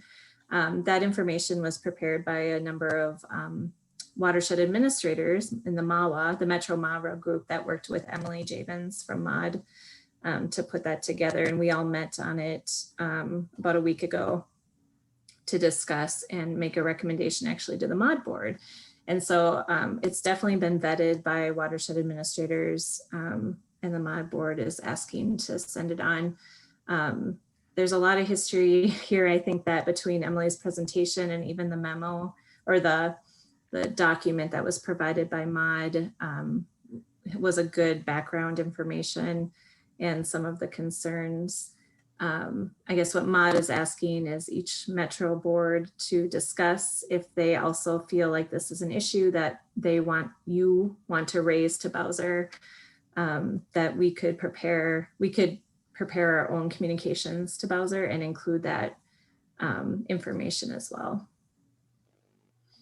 Or at least voice our support of the MOD's position on this. I thought originally they were going to ask for us to sign on to a letter. Yeah. Now that they want us to individually do it. They do, yeah. Okay. So there was some debate over what would be most effective, and there was feelings that, you know, while we should reference the MOD, letter and information that went, but that it would be helpful if each individual district provided some of their own background and experience, that it would help to strengthen the voice. So Tina, could you just capsulize what in essence this proposal is in terms of, I know there's like 7 options that were in that table. What MOD is supporting is a system so that by some formula, the money would just be distributed to a watershed management organizations that have an approved plan. So depending on the size of our district or whatever, or is it based on population or square miles of area or what? That's to be determined yet. That would be to be determined yet. We've done, over the pilot periods, it was distributed by percentage of land area over the metro area. Yeah. But the essence of this all is that there is money available from the state through Bowser to fund plans. Fund the plan is the terminology. Outside of the metro area, there are people convening groups called One Watershed, One Plans, and they're bringing together all the entities that have some responsibility for water. They're developing a comprehensive watershed management plan, and they're receiving funds to do implementation from those plans. That's riddled with a lot of issues and other things that we don't have to worry about because we're not part of that process. But in the metro area, it was determined that we would not have to do One Watershed, One Plans. And these are done on a larger scale. For instance, like for us, it would be the East Metro Mississippi, the east side of the metro that drains the Mississippi. So it would encompass a number of watershed areas. But because we all have extensive comprehensive watershed management plans, it was determined we would not be part of the one watershed, one plan structure. And so the money that the Metro would get for these projects has to go to the watershed somehow, or to entities that are responsible for watershed management. But the way that the Bowser, this is where the rub comes, is that Bowser keeps expanding their bubble on who is eligible for those funds and why.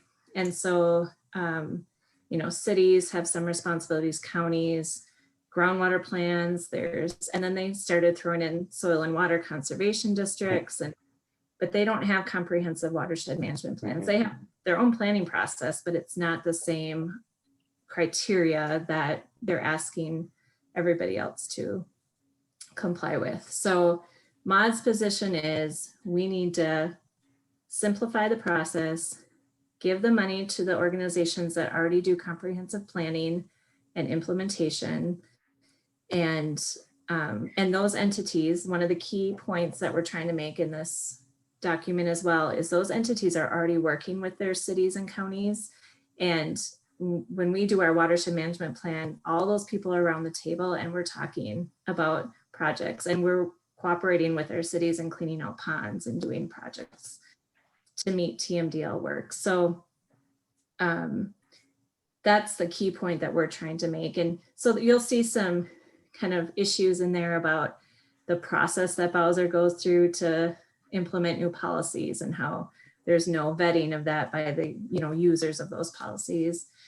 And you'll see, you know, some distinctions about what should be eligible to receive this funding. But what we're trying to get back to is the basics of funding plans that are already been approved, state approved, and ready to go and functioning. I mean, and if there's not, so if there's a watershed in that area that's not meeting those criteria, then that should be addressed individually with that watershed and not change our whole process for how we make those determinations. And to put this in context, how much money are we talking about every year?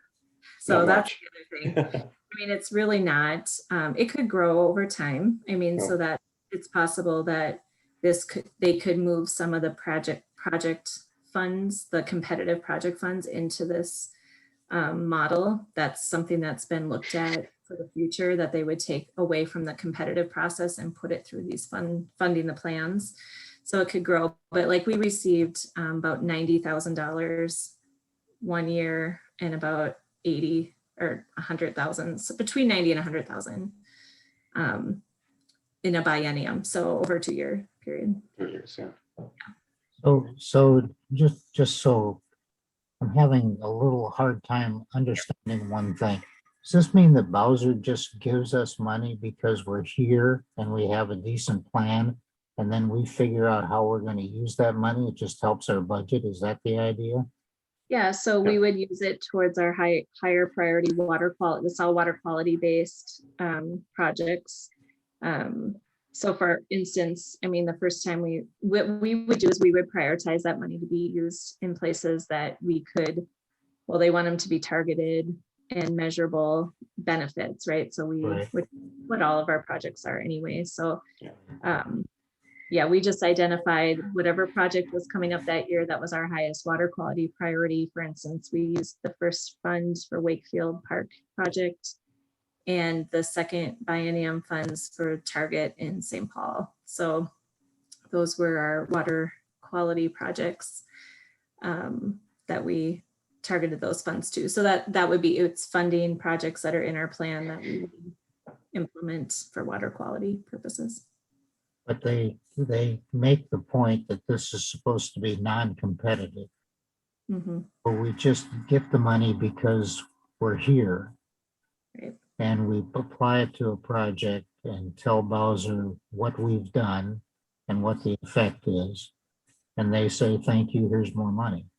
Yeah, so we do have to go through the grant process. So we have to do reporting and you know, go through that same process. But yeah, it's essentially that's how that works. You know, it would have to be in our plan or be associated with a goal in our plan.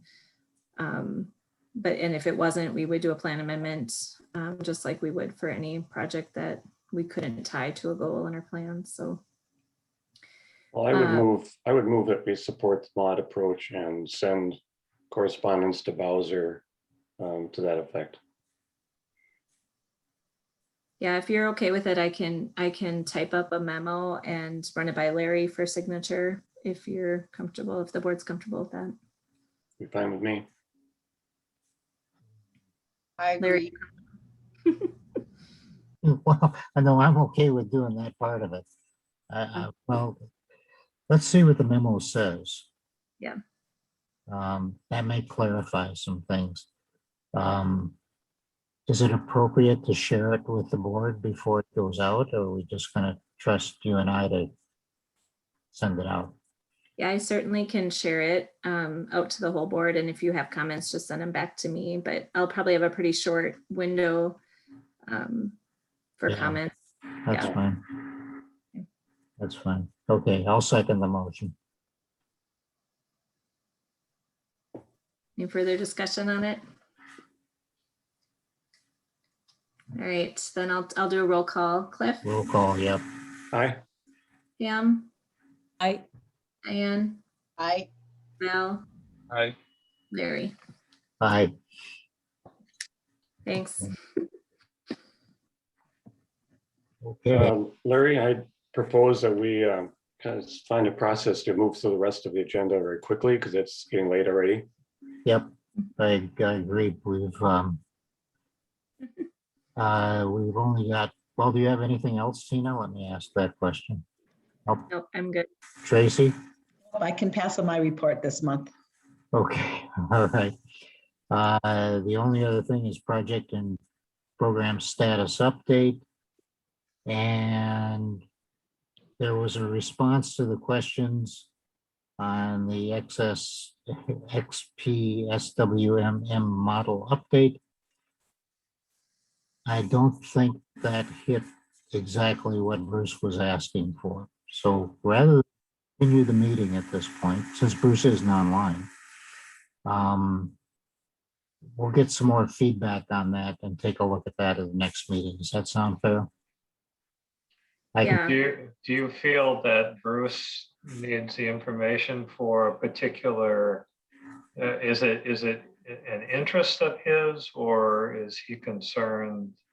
I'm trying to find the ultimate purpose of what his question is leading to and how we would use the information.